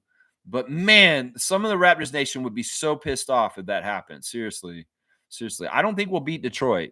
We're going to play Detroit before the end of the season. We're going to lose that game. I think we're going to lose that game already. I know you don't like me predicting way ahead when we got teams playing that we're going to lose to them, but Detroit is a winning team and they're trying to win right now, and they're a playoff team and they're caring about winning. And that's why I'm saying Detroit may be that's the toughest game we have left, honestly. Let's see. Wayne saying Mobo belongs in the G League. Lawson and Roden are capable bench players at this level. Raptors are going to leapfrog what Detroit has done this year. When I see now, I'm saving up for some live games. There you go. There you go. He's wanting to come to the games next year because he knows what's coming is a playoff team next year and a team that may be in the top level of the playoffs for the Eastern Conference. I like that. I think your assessments are pretty good, Wayne. I think that, you know what? I think you're right. I think that Jonathan is better served playing more on the 905 in certain ways. And, you know, Lawson and Roden really have shown some amazing stuff defensively and capability that, yeah, they could be NBA players full time if there's enough roster spots in this league and they can get that. Totally. I agree with that. Yeah. Kaloy saying, yes, Mobo needs work, but this guy has great instincts. And I can see a Siakam type of career if he develops an offensive game. Wow.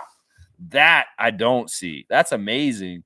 But I mean, seriously, I mean, I guess I didn't see it with Siakam in his first year either. So it's possible what he's saying, but I don't see this. I don't see him having any kind of like you realize what you're saying, Kaloy, right? You're saying that you think that he's going to be like Siakam, and Siakam's a multiple all-star and doing the level that Siakam operates on offense. I don't see this. I don't see this. That would be amazing, though. I wouldn't be upset if it happened. Seriously, I wouldn't be upset with it. Kareem saying Shed is silently putting together a dunk mixtape. Yeah, he is, KT, isn't he? Yeah. Yeah, DK saying, see you on Sunday, preview Spurs versus Raptors, 6 p.m. Yeah, for sure. Tomorrow we're doing a Share the Love Club, guys. It's an off-season schedule, 2 days off in a row. And we're going to do Saturday Share the Love Club for the medical staff. I said I wanted to do one recently for the medical staff because of all the people that come and like plug up the holes. I think his name's Rohan. So we're going to do a Saturday Share the Love Club, not on Dr. Alex, on the medical staff, the people that patch up the Raptors and check on them and do all the stuff all the time. I'm going to do my research today, Find out their names, and I'm gonna put them on blast tomorrow. We're gonna share the love for them. That's right. Share the love club tomorrow, 9:30 a.m. Toronto Raptors Raptor Freak channel. That's right. That's right. Most saying, I'm not going to make these games stop me from going. I'm going to go. May not talk much, but yeah, if you know, you know. Mo, if you get to the games, I know you're going to go. I know you're going to go. You've been to so many games this year. I don't know what you average every year, but I know you probably go to at least 20 to 30 games every season, at least, if not almost 40. And, well, I mean, I know you're going Sunday. You're going to be there on Sunday. I know you're going there because you told me you're going to go to the Spurs game already. But yeah, why would anybody want to stop you? It's Monique. Natural habitat is being at the Eric Hanna Center / Scotiabank Arena watching the Raptors play basketball. That is just the natural place. It's like a fish is in an aquarium, a bear is in a cave. Monique is at the arena. It's just the natural habitat for Monique. And I know she's going to be where she's supposed to be when she can be there. I know she will. If you know, you know. That's right. That's right. Wayne's saying, totally agree, Lex, about Mobo. He has enthusiasm and motivation. I will take that. When I say he belongs in the G League, it's for development. I want him on this team. It's the right place for him. Yeah. I never thought you were being overly negative towards him. I think you're being very fair, Wayne.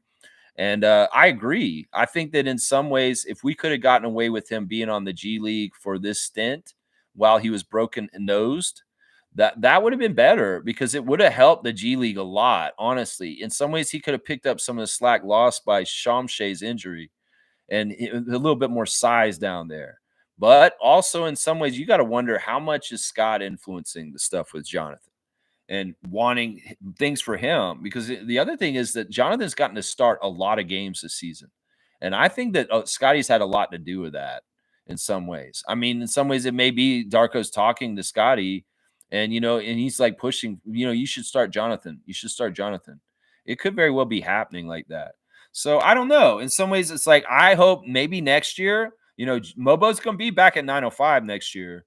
Maybe he gets a lot more stint down there in certain ways that's helpful, partly because the Raptors have Brandon Ingram and they have more health and they're not needing Jonathan as much in the regular roster during the season next year.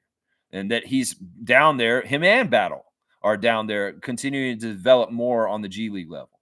Because I think Battle could use it too, honestly. And I mean, of course, Walter and Shed could use it too, but in some ways they've shown that they can learn and develop on the NBA level and not necessarily have to go down on the G League level to do it. Shed especially. In some ways, Shed kind of does need to be on the NBA level to learn the advanced stuff that he's learning right now, like he was learning last night from Steph Curry. Yeah, he's not going to learn that from J.D. Davis and the main Celtics on the lower level like he needs to for the NBA level. That's what I'm saying right there. Yeah. Infamous is saying salute. Lex and fellow freaks, he called me Lead. It's cool, man. Consider the rest of the game as a dress rehearsal for next year's season where we're going to surprise a lot of teams. Yeah, I like that. In some ways, we're like getting early preseason for next year now in this season. I see this, Infamous. I see this. Most saying Charlie Villanueva's thoughts on Thad Young's comments. Hope you listen. Here we go. Mo, give me a good cue card, a juicy one. I love what Charlie V said. And it's amazing because in some ways we got to remember Charlie Villanueva was a draft pick by the Raptors and he was a rookie of the year candidate. He had one of the best rookie years the year he was on our team. And he only played for our team for 1 year. And he never asked to leave Toronto. He did not want to leave here. He's been very public about being upset with Toronto after only playing for us for 1 year because he liked it here so much. Well, he had a retort for Thad Young's comments about customs and Toronto and not liking being here. And Charlie, wow, he went in on him. And some of the stuff he said about Thad Young is what I kind of said yesterday, except he said it a little bit more insulting, which is so interesting. Charlie Villanueva basically said this. He's like, how could you not like Toronto? Toronto's awesome. I love Toronto myself. And then he said, you sound bougie, bro. That's what he said to Thad Young. He said, you sound like you're being bougie. This is so good. Charlie V, you're a real one, man. You are a real one. And like, in some ways, maybe he's seeing this whole situation. He's seeing Raptors fans react to it. He's like, man, I want Raptors fans to love me and get behind me. You know what? You're bougie, Thad Young. And all the Raptors fans are like, Charlie V, yeah. It's so good. So good. Charlie Villanueva, you're a real one, man. Come up to Toronto and wave to the crowd, bro. Seriously. Seriously, we love you, man. The Raptors draft pick, amazing player, Charlie Villanueva. That's right. I hope I listened, and I loved it. It was so awesome. He called him bougie. He said, "You sound bougie, bro." That's so awesome, man. Mike is here. Logical Raptors fanatic. Project Truth always. Y'all check out Logical Raptors Fanatics YouTube channel. Always good. Always good. When you build around a certain player, you need a similar type of player to plug in at times and keep everything fitting. Mobo is Scotty's rebounding 1 through 5 defending and passing Phil. He's a glue guy. This is just like when you do a stage play and you've got you're doing Wicked and you got Elphaba, and there's the Elphaba who's the main character. It's the Wicked Witch, and you have her playing in the role, and that's Scotty. The famous actress comes out and sings the song, and Scotty loves the plays, so this is a great analogy for him. But he's the main character in the play. Well, what happens if that person who plays that role is sick one night? They have an understudy. And that's what this is what Mike's describing here. Jonathan Mobo, in some ways, is the understudy for Scotty as far as being the main play in the Wicked. I'm Elphaba. I'll play the Elphaba role. But wait, you're sick. You really are green tonight. You're not just green because you're supposed to be for the character. You're green because you look like you're going to throw up. Yeah, I was hanging out with RJ Barrett, and he was throwing up too. Oh, okay, all right, yeah, all right. Well, we'll go ahead and call Mobo. He's going to play Elphaba tonight. That's kind of what this is. He's an understudy, like Mike's saying here. And Scotty has a certain level of additional added stuff other than the great defensive stuff, like the scoring and the leadership and all that stuff. But Jonathan can at least come in as a placeholder on the defensive stuff and kind of be the same kind of speed bump for people like Jokic and Luka and Jimmy Butler and Draymond, stuff like that. That's what this is exactly right. What Mike's saying. In some ways, it's like it's a placeholder. In some ways, it's a understudy. It's somebody who's just like keeping the continuity for what maybe Darko wants for the team when Scotty has to get rest. Jonathan can jump in there and be the same kind of energy in that kind of way in some ways. Not exactly the same level, not the same player, but, that kind of thing is what we're saying there. Yeah. Tristan's saying we have the number one 3-point shooting rookie. Yeah. Jamison Battle ain't going to get no shine. No, he's not. In some ways, Jacoby Walter has been overlooked and not even kind of put on blast other than the game winner. That got him some cred and some attention. But for the most part, like I said, they're not putting us anywhere near rookie rankings. Kia and ESPN and all these people. We've seen the Grizzlies guys up there, Zach Edey and Jalen. We've seen the Washington Wizards guys bounce around there. We've even seen Reece Sachet in the top 5 rookie rankings at some point. Why haven't we not seen Jamal Shead? Why have we not seen maybe even Jacoby Walter at times? Because they ain't looking at us. That's right. Most saying, Lex, I said that about Jamal in reference to all rookie teams in one of my recent write-ups. Cool. Well, I see it. I think that the thing about that is like the coaches, it's a coach thing. Like coaches know what Jamal Shead is on the download. They can see him. They're like, holy crap, I'm super impressed with him. He's going to be so good for the Raptors in the future because they can understand. They can see the wheels ticking. They can see because in some ways it's that position. That position's so cerebral, and that position is the hardest position to play in the NBA. And they can already see a rookie from Houston, Jamal Shead, that's kind of like advanced and ahead after not even playing a full year yet. And that's where he'll get votes for all rookie stuff is from coaches that can see the genius and the potential and the amazingness of what he's already doing in his first year. And hopefully that's what will happen. Great minds think alike. Monique's thinking this. Matt Devlin is thinking this. Great minds think alike. Stargate saying Mobo just needs more time. Some players just do. Isn't quite ready for the big squad yet. He's the quintessential example of a player who needs that development time in the 905. Just needs time. Yeah, I think you're right. And hopefully he'll get it. And we'll continue to see him progress. That's right. Mike's saying, I think Scotty will help to speed up Mobo's development. Mobo needs to be like a Barnes mini-me guy. And Scotty just has to teach him how to make the needed passes and help his defense 1 through 5. It's like talking basketball theories. Yeah, I mean, some of it is practice and being out there and practicing it in theory and in reality. And some of it is also just becoming more aware and understanding. Jonathan's a very, very smart guy.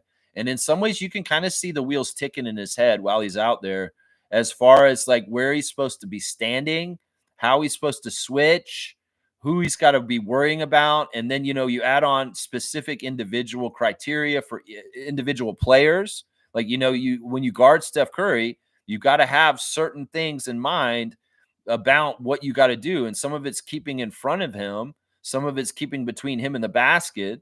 Some of it is also staying as close as possible to him. There's rules. There's the Jordan rules back in the day that Joe Dumars and the Pistons did to very effectively control Michael Jordan. But there's going to be rules for different players. And in some ways, it's like, especially with West Coast teams, Jonathan's only getting to see Steph Curry twice this season. And in some ways, you got to get that practice time with those kind of top level players when you do, and learn them as you can. It's because each player is a puzzle. And this guy's saying, life, the NBA is a puzzle. He's trying to solve it.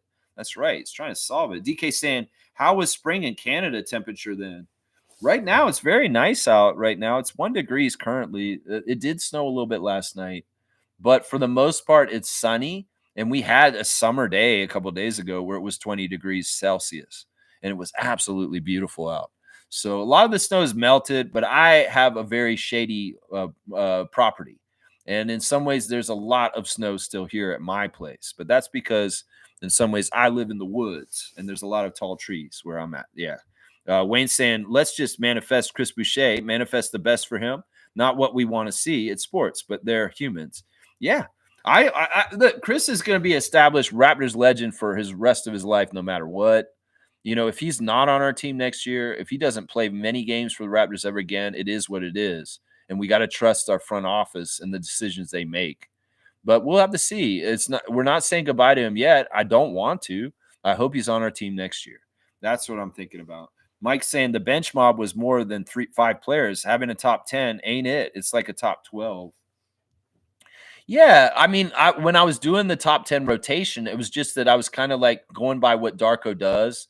He has a 5 men off the bench with 5 men starting, and that's his calling card for the most part in his first 2 years as a coach, is he likes a 10-man rotation.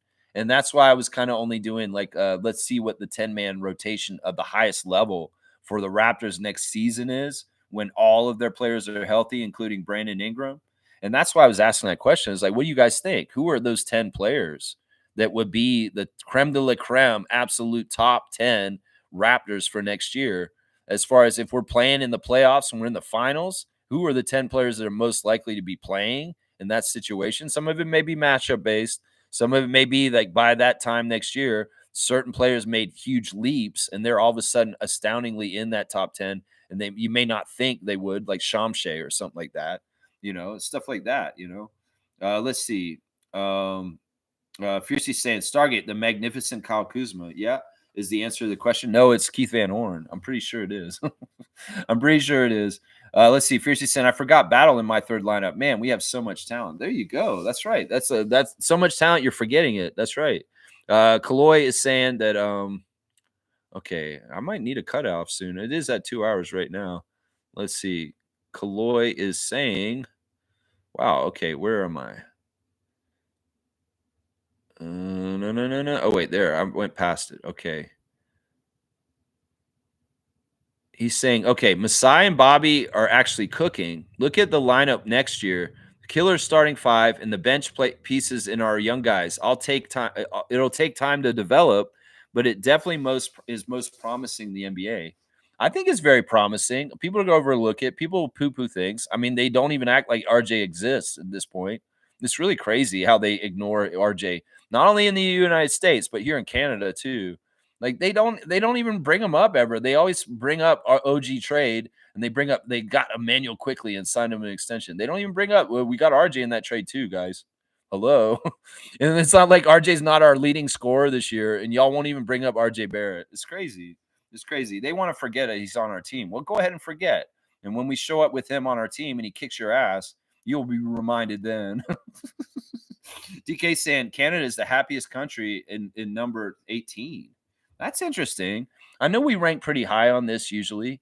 is because we do have good social services and safety net. That's really the main measure for happiness is people are taken care of and they have good lives and they're not having so many worries. Well, the direction they're going in the States are going to be people more worries and there's going to be less happy and they're going to be like plummeting on the happiness index. If you want to be happy, look to Japan, look to Scandinavia. Those are the countries that are the happiest. So be more like them. And what are they like there? Oh, they have social programs. They have government funded things for people instead of slashing and burning their whole entire government system to try and cut everything and privatize it so rich fat cats can make money off of our health care and all kinds of bullshit like the United States has. No, happiness for a country is directly correlated to public health care systems that are for everybody and they don't have to pay into them. They pay into it in taxes. People pay more taxes in the happiest countries. Maybe there's a correlation between higher taxes and happiness. People will be like, what? I don't want to pay more money. Well, that money is going towards things that absolutely help you. You're getting schooling and healthcare. And you know what? You got maternity leave. Oh my gosh. Oh my gosh. That's what I say. Happiness is related to socialism. It's absolutely true. Let's go. Kaloy saying Oshai's arc is so incredible. Last year, everyone was questioning him. Now he's the most reliable bench player. Yeah, I'm really happy because in Summer League, he looked horrible last year. He was like in there with the rookies and he did not look good. He was struggling. And I was like, man, I don't know what's going to happen with Abaji this year. And then at the beginning of the season, he got to start a lot. And that's when he really kind of started showing, wow, the defensive chops on this guy is amazing. And he started getting used in ways that he was successful on offense. And the corner threes were huge. And then really utilizing him in transition more often as the finisher has been capitalized on more and more for the Raptors. And that has made him shine also because that is his bread and butter. He is such a good finisher in transition and fast break and with defenders around him. So, yeah, he went towards his strengths and they got put on more on display than last year when he was just showing up and we didn't really understand him yet. Well, they did a really good job of playing to his strengths, and he's really improved, really improved, really improved. That's right. Yeah, let's see. DK saying roll of the rim finishes until March 23rd. So there's roll up the rim to win with Tim Hortons. Stargate saying fiercely Kuzma was 27th. Lex got it right. It's Keith Van Horn. Keith Van Horn was a Utah Ute. He was a Ute.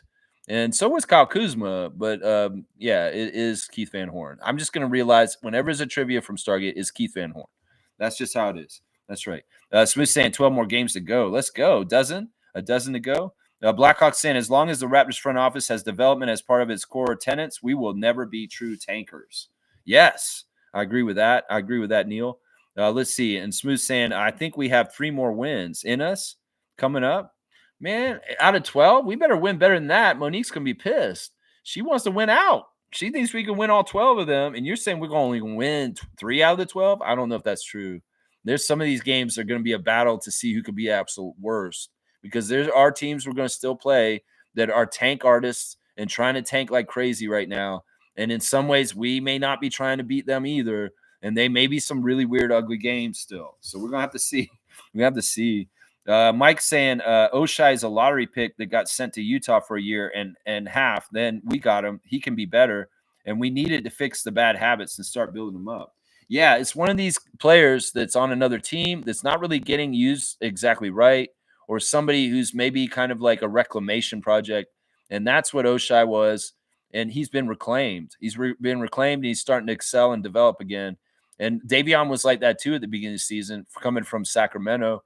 He was a reclamation project that not being utilized properly by the Kings. And we got him a little bit more in the right direction here, but now he's on Miami. And, well, Miami's struggling really bad at this point. Really bad. Let's see. Smooth saying that I think the front office really wants to lock in their 7th pick and possibly move to 6th. Philly and Brooklyn battling for 5th and 6th right now. We're really close to them. And that's part of the thing that's crazy. We're above them, so we have a better record. And that's why in some ways, we've lost the last 3 games of this road trip. And in some ways, those were losses that were smiling from Masai and Bobby because they are really kind of looking at Philly and Brooklyn And the wins and losses matter, and who's going to finish where between the three of us. And in some ways they want this is our Atlantic Division rivals, and in some ways, if the battle is to be the worst of the three, are the Raptors really going to try and manipulate things so that they can get under the Nets and the Sixers in the standings? They might. They might, guys. Don't be shocked if this happens. We'll have to see. We'll have to see. Yeah, it's a real weird battle at this point. It's not necessarily the one we wanted. That's right. Wayne saying epiphany. Okay, he's come to a realization. Without a very functional center, the only way to beat the Raptors is three-point shooting. Sounds simplistic, but most teams shoot threes but are not good at it. You beat the Raptors inside and out. That's interesting. Actually, I can see what you're saying. The teams that have had the best success against us had to be hot from shooting threes. Yeah, I can see kind of what you're saying here. I don't know if I've had the epiphany completely, but I can kind of see what you're saying.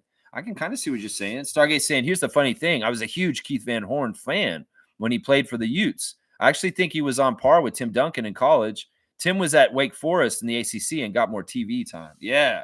Yeah, I saw Tim Duncan live when he played for Wake Forest when I was at FSU. I was in college still at that time, and that year was awesome. I right around that time, I got to see Vince Carter for UNC against the Seminoles, and I also got to see Tim Duncan play for Wake Forest against Florida State, also in Tallahassee. And watching Tim Duncan as a college player at Wake Forest was very interesting. I knew he was going to be very, very good. Then I knew he was going to be in the NBA and kick a lot of ass. And I was a huge Tim Duncan fan before he was a Spur.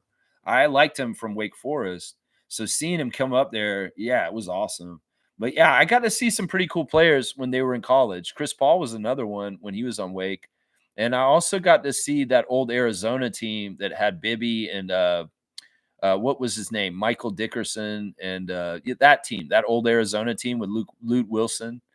That they were really good too. I got to see them live in person once too. So yeah, I didn't get to see Keith Van Horn though, because he was in Utah and playing far away from me. That's right. Blackhawk saying Mobo and Pascal in the same sentence only works when we play the Pacers. Mobo got a long way to go, and this is year one. Yeah, I don't think it's very likely. I think that the path of Siakam, in some ways, just like the path of Van Vliet, is not a very frequently traveled path. It's a very seldomly traveled path. And I don't know, like both those guys, in some ways, they may have gone the path and broken the mold and nobody else can ever come that way. Because we really got to think about where they came from. Nowhere. And I know Jonathan's coming from nowhere too. But the fact of getting to the level of excellence that Siakam and Van Vliet have had, coming from nowhere, that is so rare. And it really has to have a mix of the right opportunities, the right luck, the right health, the right situations for you to be able to get to that kind of build like Siakam and Fred have had. And they do owe the Raptors organization for it. They do. They do. Mike's saying, yes, Miami's stanking to stay under the Spurs and Bulls. Miami is below the Spurs by like a game, and the Bulls are right there too. Miami wants 10th seed, so play-in and lottery odds. They want to try and have their cake and eat it too. Stay in the play-in and still have really good lottery odds. Well, I mean, listen, they're in trouble. They look like garbage since Jimmy left. They can't do nothing right. And I don't think Andrew Wiggins is having the same kind of effect on the Heat as Jimmy Butler's having on the Warriors. That's for sure. Yeah. Reggie's saying, respectfully, I understand the winning mentality, but given where the team is, a high lottery pick really helps them. Yeah. And that's what I'm trying to say. Like I really was holding out for a long, long time against the losing on purpose for the lottery. But at this point, it is what it is. And this is the best decision for the team. And losing games is actually helpful right now. It's not hurting us. In some ways, losing the games helps more than winning. It really is true. I know that sounds sacrilegious to Monique and some people, but it is just the damn truth right now, unfortunately. That's right. The universal consensus is this draft is loaded, so I defer to the experts. There you go. Tristan saying that ESPN is scared. Let's go look at their website and see what stupid stuff they've got on there right now. There's something I need to tell you guys about, and this is really serious. This is super serious, but it's also kind of funny and silly too. All right, there's going to be a concert at the Air Canada Center / Scotiabank Arena in early April, and we need to be very careful. This is a message for MLSE. This is a message for the Raptors. This is a message for the Scotiabank Arena crew. Y'all need to watch out because Disturbed is coming to the Scotiabank Arena in the first couple weeks of April. And, well, Disturbed just came through and played at Chicago. And, well, they burned up the Chicago Bulls championship banners with their pyro. Seriously, this is completely true. The band Disturbed played in the arena for Chicago in the last month, and their pyrotechnics went off so high up in the arena that they caught the 6 championship banners that the Bulls have on fire. And they've been taken down for the rest of the season because they're damaged and they have to be replaced. Man, they better get that Vince Carter banner and our championship banner out of the way when Disturbed comes to the Scotiabank Arena in early April. So I'm warning y'all right now. Those motherfuckers burned up the Chicago Bulls championship banners. You better be watching out for Disturbed because they may disturb our banners in our arena. Now, those Leaf ones, you go ahead and leave them up there. If they're going to catch them on fire, all those Leaf jerseys, that's fine. But watch out for our Raptors ones. Maybe roll them up or get them the hell out of there, Masai, because I don't want to see that beautiful Vince Carter 15 jersey banner. I'm saying that now. I can't believe I've come so far with Vince at this point that I'm protecting the damn banner from the heavy metal act Disturbed, who's coming to Toronto very soon. I'm just saying, we don't want to make the same mistake Chicago has. As Jordan's titles got burned up by the band Disturbed. That sounds crazy, doesn't it? Doesn't that sound crazy? See, this is what the Raptors Freak does. If you're listening to me, MLSC, and you are not aware of this situation, you better watch out for this. Don't let that band burn up our banners. That's all I'm saying right there. Don't let them burn up our banners. That's all I'm saying. All right? You've been warned. If some crazy ass shit happens because Disturbed burned up our championship banner, I'm going to be pissed off. Seriously. Because I warned y'all. All right? I warned you. I've been meaning to talk about this for a couple of days now, and I kept forgetting to bring up the Disturbed story. So, yeah, we need to watch out. Seriously, MLSC, watch out for this. Seriously, we don't need this shit to happen here in Toronto, too. That's right. Okay, on ESPN, they're saying that Jalen Brunson's out of a boot and expected to play before the playoffs. Apparently, Robert Williams III is going to miss 4 to 6 weeks due to a knee injury. Yeah, and Bronny has had a season high for the Lakers. He got 17 points in the Lakers game last night when they lost to the Bucks. So there you go. There's some of the ESPN scared highlights. Yeah, ESPN scared. They're going to sewer us. They're going to ignore RJ, and they're going to act like, oh, the Raptors are still not anywhere close. Well, you'll see reality next year. That's right. Reggie's saying it's the closed-minded mentality that continues to shock me with some American athletes. It's like the world really doesn't exist beyond the USA. It's really fucked. Like I said in recent days, they're programmed to think that way. There's a certain level of American exceptionalism that's just they can't deny it, because if they act like, oh, if America's not like this, they're un-American to some people around them. It's crazy. It is really kind of a weird nationalism and patriotism that is not really grounded in reality. It's just we're badasses. We don't have to do anything because we're just American. Well, you know what? You are fucking up, and you guys are not so great as you thought you were in some ways. This is just the damn truth. So it's programming. It's the way that they raise kids down there. I went through it. I had that kind of shit thrown at me. But being a Canadian kid growing up in the United States, I didn't buy any of it. And I was a very young kid. I felt like an outsider, listening to all the rah American patriotism that is programmed into them through the public school system, honestly. And so I know exactly why these people think this way, is because it is beat into them as soon as they're able to talk or read or speak. And that it's an inundation, an indoctrination to have this American exceptionalism, our shit don't stink kind of attitude, even if it's not in anywhere in reality at this point.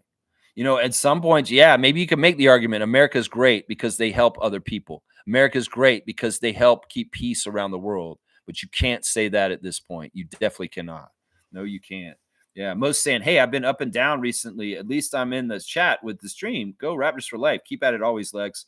Raptor Free Crew strong forever. Just helping Lex keep limit the comments. Mo, you are essential MVP. Important person. If I have a rotation for my team, you are in the starting 5. And you're never out of the starting five. In some ways, you're so essential and so important to the feel and the spirit of the Raptor Freak family. And I appreciate you for being a producer on this channel and helping me with direction, like cutting the comments off. I appreciate you so much. And listen, I know that you have your ups and downs, biorhythms with rest and needing time for yourself. And I always think the best of what's going on and always wishing you healing and the best peaceful happiness around you. How about that, Mo? There you go. There you go. There's never hard feelings from me towards you, just so you know. Blackhawks saying every draft has players that pop off or fall out of the league. It's all about development and the player's drive. Yeah. Yeah. You can't just be talented anymore. You got to be talented and have that drive. And that's the way you get to the top. Is all these jabronis who just came in coasting on their talent, well, they're finding their way out of the league faster than ever at this point. That's right. You want to stick in the league? Okay. It's not enough to just be able to dunk and play really well. You have to have the drive, and the drive is very important. That's right. Reggie's saying Will for ignorance is Thad's case because he's an educated guy. Yeah, I thought that it was really kind of dumb in some ways how he's being. That makes it worse. Like I said yesterday. Well, in some ways, like I said, I mean, this is something where there's been a blind spot for Vince for most of his life. But I think that he's kind of realized some things in the last year with mending things with Raptors Nation in Canada that in some ways it's like he may have gotten out of his head a little bit more and understood this whole thing a little bit better. Yeah, I was shocked and surprised about Thad. I guess I gave him more credit for being more intelligent than he is in some ways. Yeah. Fiercey's got me on and Mo on blast. I love to see it. Just Mo, myself, and Masai. It's just Mo, myself, and Masai. Yeah, De La Soul's coming to Toronto at some point. Of course, it's only 2 out of 3 of the guys. But yeah, they're going to be playing, I think, with Cypress Hill in a concert this summer. Pretty cool. Stargate saying, exactly, Blackhawk. For all we know, Will Riley or Isaiah Evans may end up being a better NBA player than Flagg, Bailey, and Harper. It just depends on development and drive. Booyah Kasha. Right there. Booyah Kasha. And this is why second-round diaper dandies like Jamal Shed can be found by Bobby and Masai, because they understand this better than the rest of the league. Some players in this league may be super talented but risky because they have behavioral problems or a past that's not totally right. And some teams will be more likely to gamble on people that have character problems. But the Raptors are not.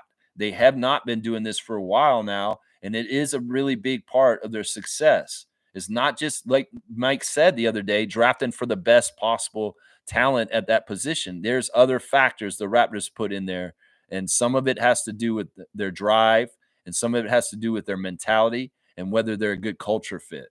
And that's important. That is important in this NBA now with the limited salary cap and only a certain amount of players to play. Well, you don't want a guy who's unhealthy all the time and missing half the games like Joel Embiid. No, you don't, especially at that pay grade. That's right. Especially at that pay grade. Mike's saying, okay, I missed you asking about the top 10. My bad. But yeah, the bench can change based on matchup and injuries. You need the 11th or 12th guy to have some burns so they can fill in. Oh, yeah, I don't disagree with you. And rosters being 18-man rosters, you can utilize them all the way down to 18.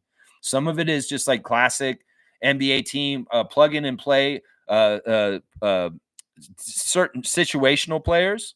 Like NBA teams used to have players that did not play regularly, but they got put in there if there was a certain kind of something in the game. Sometimes it was a certain backup center. Sometimes there's a certain kind of defensive stopper for a certain type of player on the other side that they don't deal with normally very well. You'd have specialty role players that were not every rotation players, but were plugged in for specifics. And that's what you need all the way through the fleshed out 18-man roster. And in some ways, you got your main players, you start in 5, you got your first 3 rotational players that are playing every game. But after that, the other 2 rotational players may be wild card depending on that particular night. And that's when you need depth all the way down, like you're saying. Yeah. Smooth saying, why is socialism a bad word in the U.S., Lex? A bad word. A lot of people get it confused with communism. And a lot of people, there's a lot of weight in words now.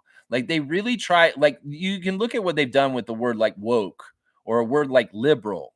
They really put a lot of weight into this kind of stuff to make it very derogatory and negative and it's shaping, and it's almost like some of it is like they use it as a slur, they use it as a a name calling thing, and it puts more weight in these words to mean more than they actually mean.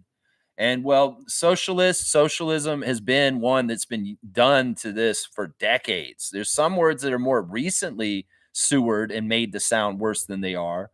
And then there's some words that have been done this for like almost a whole century now. Socialism is the idea of a government that is for society and is socially good for people. It's not a bad word. It's just that the connotations and the use of it has been hijacked to make it sound bad. So it's a brainwash. In some ways, if people actually went and looked at root words or actually understood the concept of what socialism is, they would be like, oh, because socialism is having a fire department. Socialism's having police. Socialism's having any kind of like stuff that is paid for by taxes that helps the whole entire community. Highways are socialism. They need them. You need highways to get somewhere. So it's like, come on. Yeah, I don't get it either. It's a boogeyman kind of thing. They make it a boogeyman. Carlos saying socialism needs a rebrand to fool the masses. Yeah, I don't know. Maybe there needs to be a new term that means the same thing, and then it's not as jaded or weighed down. You know, it's kind of like Trudeau's name is so jaded and weighed down with negativity that he has to get out of the picture because he's somebody that has so much laid on him just by negative forces. So maybe you find a different word that means the same thing and you make that a big word, and all of a sudden it's more attractive and people get behind it and they're like, wow, actually, I really do like this cooperation. Cooperation. We could call it that or something. Like we should have a government of cooperation. And well, boom, all of a sudden people are like, well, cooperation is great. That sounds like helping each other. I can't get mad at that word, but boy, do I hate the word socialism because I've heard that I should hate it since I was a little kid. It's kind of like that, man. Smooth saying you as an American explain it better. I think it really is programming. As much as they're going to program young Americans to just blindly believe America's the greatest country in the world, at number one, no matter what, they're going to teach people when they're young too. Socialism bad. No, it's bad to be socialist. It's like communist. It's really that kind of stuff. That right there. Fiercely saying, Lex, someone posted the WNBA tip-off schedule in the chat. When are we doing the draft for fantasy? Whoa, you're getting ahead here. I don't look at the chat while we're on the air. So in some ways, I don't know. I did not look at that WNBA post. I don't really pay close attention to WNBA as I should right now because they're not really in season yet, right?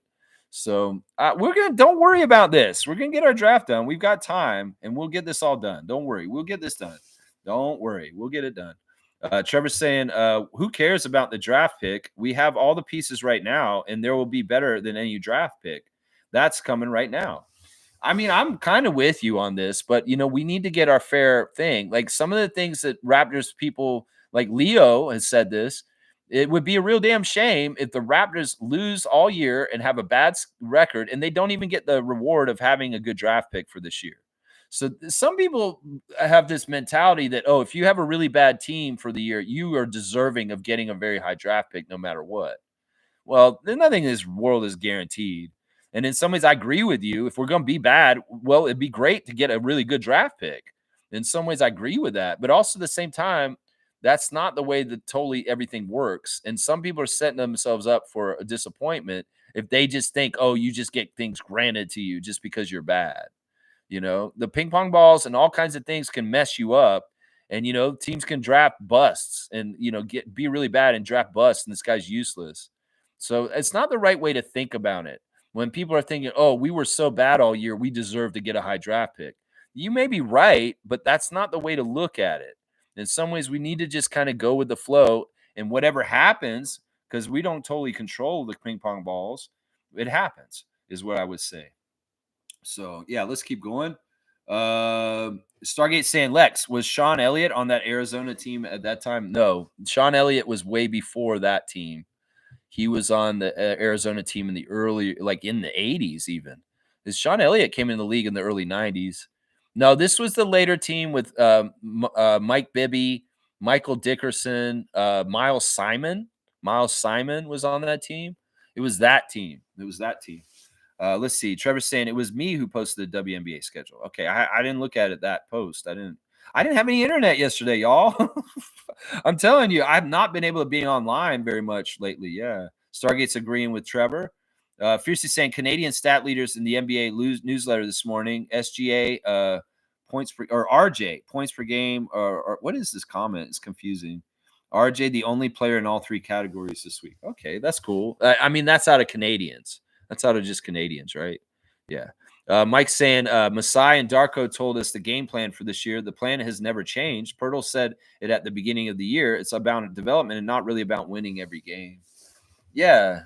Yeah. And I think they've done the assignment pretty successfully this year. We've talked about how whether we think this year has been a successful year for the Raptors. And I believe it has been. I really, really believe this year's been very successful. Last year was confusing. And I was even saying this to somebody the other day. Last season was much harder to do this channel. Last season was miserable. I hated last season. This year has not been that bad. Honestly, I've enjoyed this season more than I thought I would. When I first saw the schedule, I thought this season was going to be very, very ugly and annoying, but we've gone through it very well. And last year was more difficult, I think. The trades and the confusion and all the losing at the end of last season really sucked. It was really tough to get through the end of last year. Really, really tough. Yeah, let's see. Fiercely saying, thank you, Trevor, for the WNBA post. W stream, Lex and fam. Yeah, don't worry. We'll be on top of the WNBA fantasy. We will be playing for sure. For sure. Mike saying Masai also told Pirtle that they were going to be hard looking for guys like Ingram. Sounds like the front office did their plan and played it out. Yep. I'll agree with that. And Fiercely saying, last comment from me, and no disrespect, but who were the guys Thad and Charlie V were discussing with? Former NBA players? Like anybody does podcasting now? It seems to be the new trend. I don't know who the show that Thad was on. It was just some dudes. They weren't former players. They were just some guys who have a podcast, and Thad was the host, guest.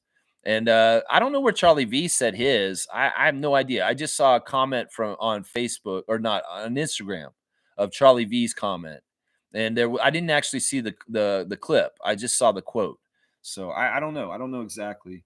Fiercely saying 18-man roster in Dallas is currently at 8. Apparently, one more injury and they would have to forfeit the season, which would be a first in the NBA. Yeah, that's really bad. And I don't see why they would do that. Why can't they just bottom of the barrel get a injury replacement player? The NBA should maybe make provisions for them because that's not good business to lose games. The games are paid for. The tickets are paid for. And the Mavericks are already having trouble since Luka got traded with season ticket holders wanting their money back. That I can't see this happening. I think that the NBA may make a special case for them and say, you guys can go look at the G League pool and just grab Loud and Love for the 905 just to have an extra body to be able to play because it's really just the number. They need to have at least 8 guys to not have to forfeit. So much like when the Raptors went through that issue, remember when the game in Cleveland where everybody had COVID all of a sudden and we had like 3 players available and we called in replacement players all of a sudden and they had never met the team. Well, they need to do this for Dallas because the alternative of missing games and revenue for the arena and how much the money that means for games is not the one they want. So they're going to make sure there's bodies there to play for the Mavs before they forfeit. Trust me, they're not going to let that happen. Even if they just pick a guy off the street and say, yeah, you're wearing a Mavs jersey and you're coming in just because we need to have enough players just to make sure we can play. Yeah, they'll make sure they play because they lose too much money when games don't happen. Fiercely saying, last comment, I promise. Sorry, Mo, laugh out loud. Steve Kerr rocking the Valkyries t-shirt. That was nice to see. That's cool. I like to see that. And, of course, they're starting up their season very soon. They will be playing this year, Valkyries. And Dak Canadian's here. Good to see Dak Canadian. There's some good value towards the top of the draft, either draft or trade-wise. Just remember, Hawks shot up like 9 to 10 places last year. That's right. They were a playing team, and they ended up getting the first pick in the draft. I still think that the Raptors, I would ideally like them to pick 5th, 6th, or 7th. Those are the 3 spots I'd like them to pick. I think those are the best places for them to be. Personally, that's where I think. Because in some ways, I want them to be 5th so they can ensure getting the center from Duke, Common Malak. That's what I want right there. All right, let me see. What else do I have to do? I guess I've gotten through the comments. So let's go ahead and do the classic card. That's what we do when we get to the end of the card comments. Let me get a good one here. Ooh, this one's tough. This one's tough. We'll see if Slug Deezy's here or Smooth Brown Man might get it. Here we go. Does anybody remember who this player is on this card? This is a little bit tough. He's a relatively known player. He played enough. He wasn't like in the league and then out. He did play for a bit, and so he should be kind of well known. I don't know. You can't see the number. You see that he plays for the Nuggets. I want to be astounded by Slug Deezy's amazing classic card knowledge and see if he can get this one. And maybe it might be our leader, Smooth Brown Man's getting this one, though. We'll have to see who got it. I'll give clues for his names if you guys give me a couple of guesses.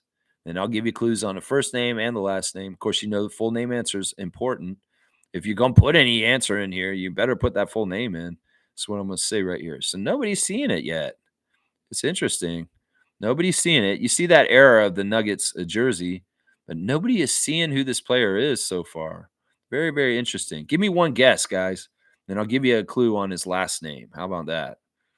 LaFonso Ellis. That's not a bad guess, Reggie. He is shorter than LaFonso. And we'll say this. Alex English, Fat Lever, no. Cliff Levingston. All right, these are all good guesses. You guys are in the right area with the first three guesses for Denver Nuggets. All right, his last name is a city in Georgia that has a hockey team that's called the Whoopee. Yeah, that if you can figure that out. His last name is a city in Georgia, a town in Georgia that has a hockey team in an underleague called the Whoopee. The Whoopee. The name of the team is the Whoopee.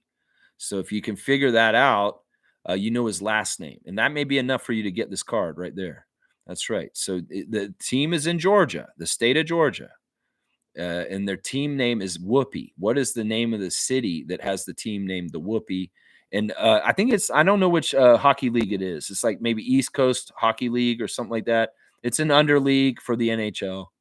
And they do have players that do come up and play in the NHL from this team.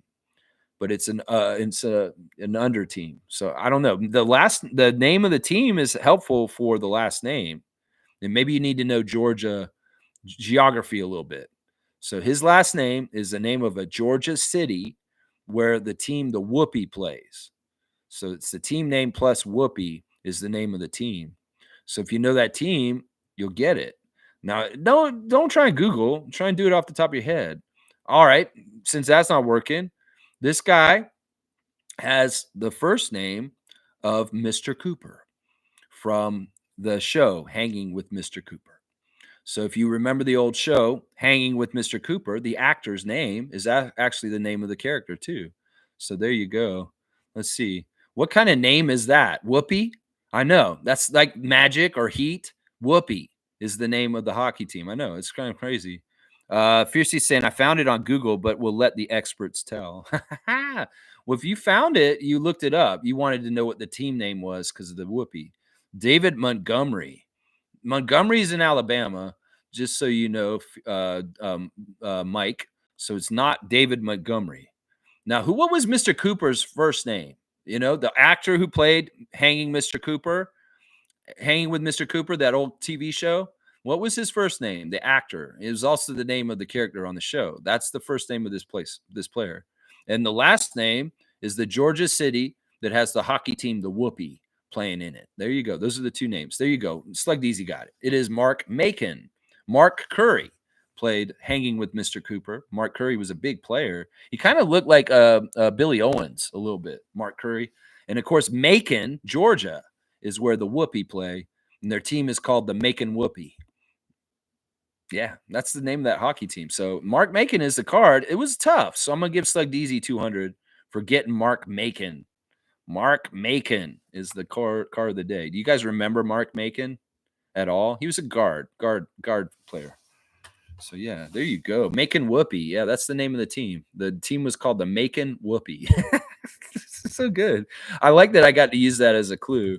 All right, that took a little bit. So I'm going to give 200 for Slug Deezy. Slug Deezy, once again, 4 out of the last 5 classic cards. He's been on a roll this week and getting his cards. So yeah, he's been rocketing up the points totals chart. I think you're like in 5th now. So you're getting up there. You're about to pass Amit the GOAT, and you'll be up there with Fiercey and Kareem and Smooth Brown Man. Yeah, let's see. Yeah, he looks like Jamie Foxx. Yeah, I guess you could kind of say that about Mark Macon. Where did that card go? I don't know. I lost it already. I don't know. It went somewhere weird. He kind of looks like Jamie Foxx, like a skinnier one. Yeah, Smooth saying, I remember him with a bald head. Yeah, he might have shaved his head later in his career. Yeah, I think he was also on the Nuggets when they had the navy blue jerseys, the purple and navy blue that Dikembe wore. So he kind of bridged over from the old jerseys that you see him in the card with the old rainbow skyline into the Mutombo jersey where he wore those like dark blue and purple kind of colors. Yeah, you remember with the bald head. Yeah. And Carlos saying Scotty's trainer's name is Brian Macon. Are they related? I don't think so. Macon's a pretty common name down in the States.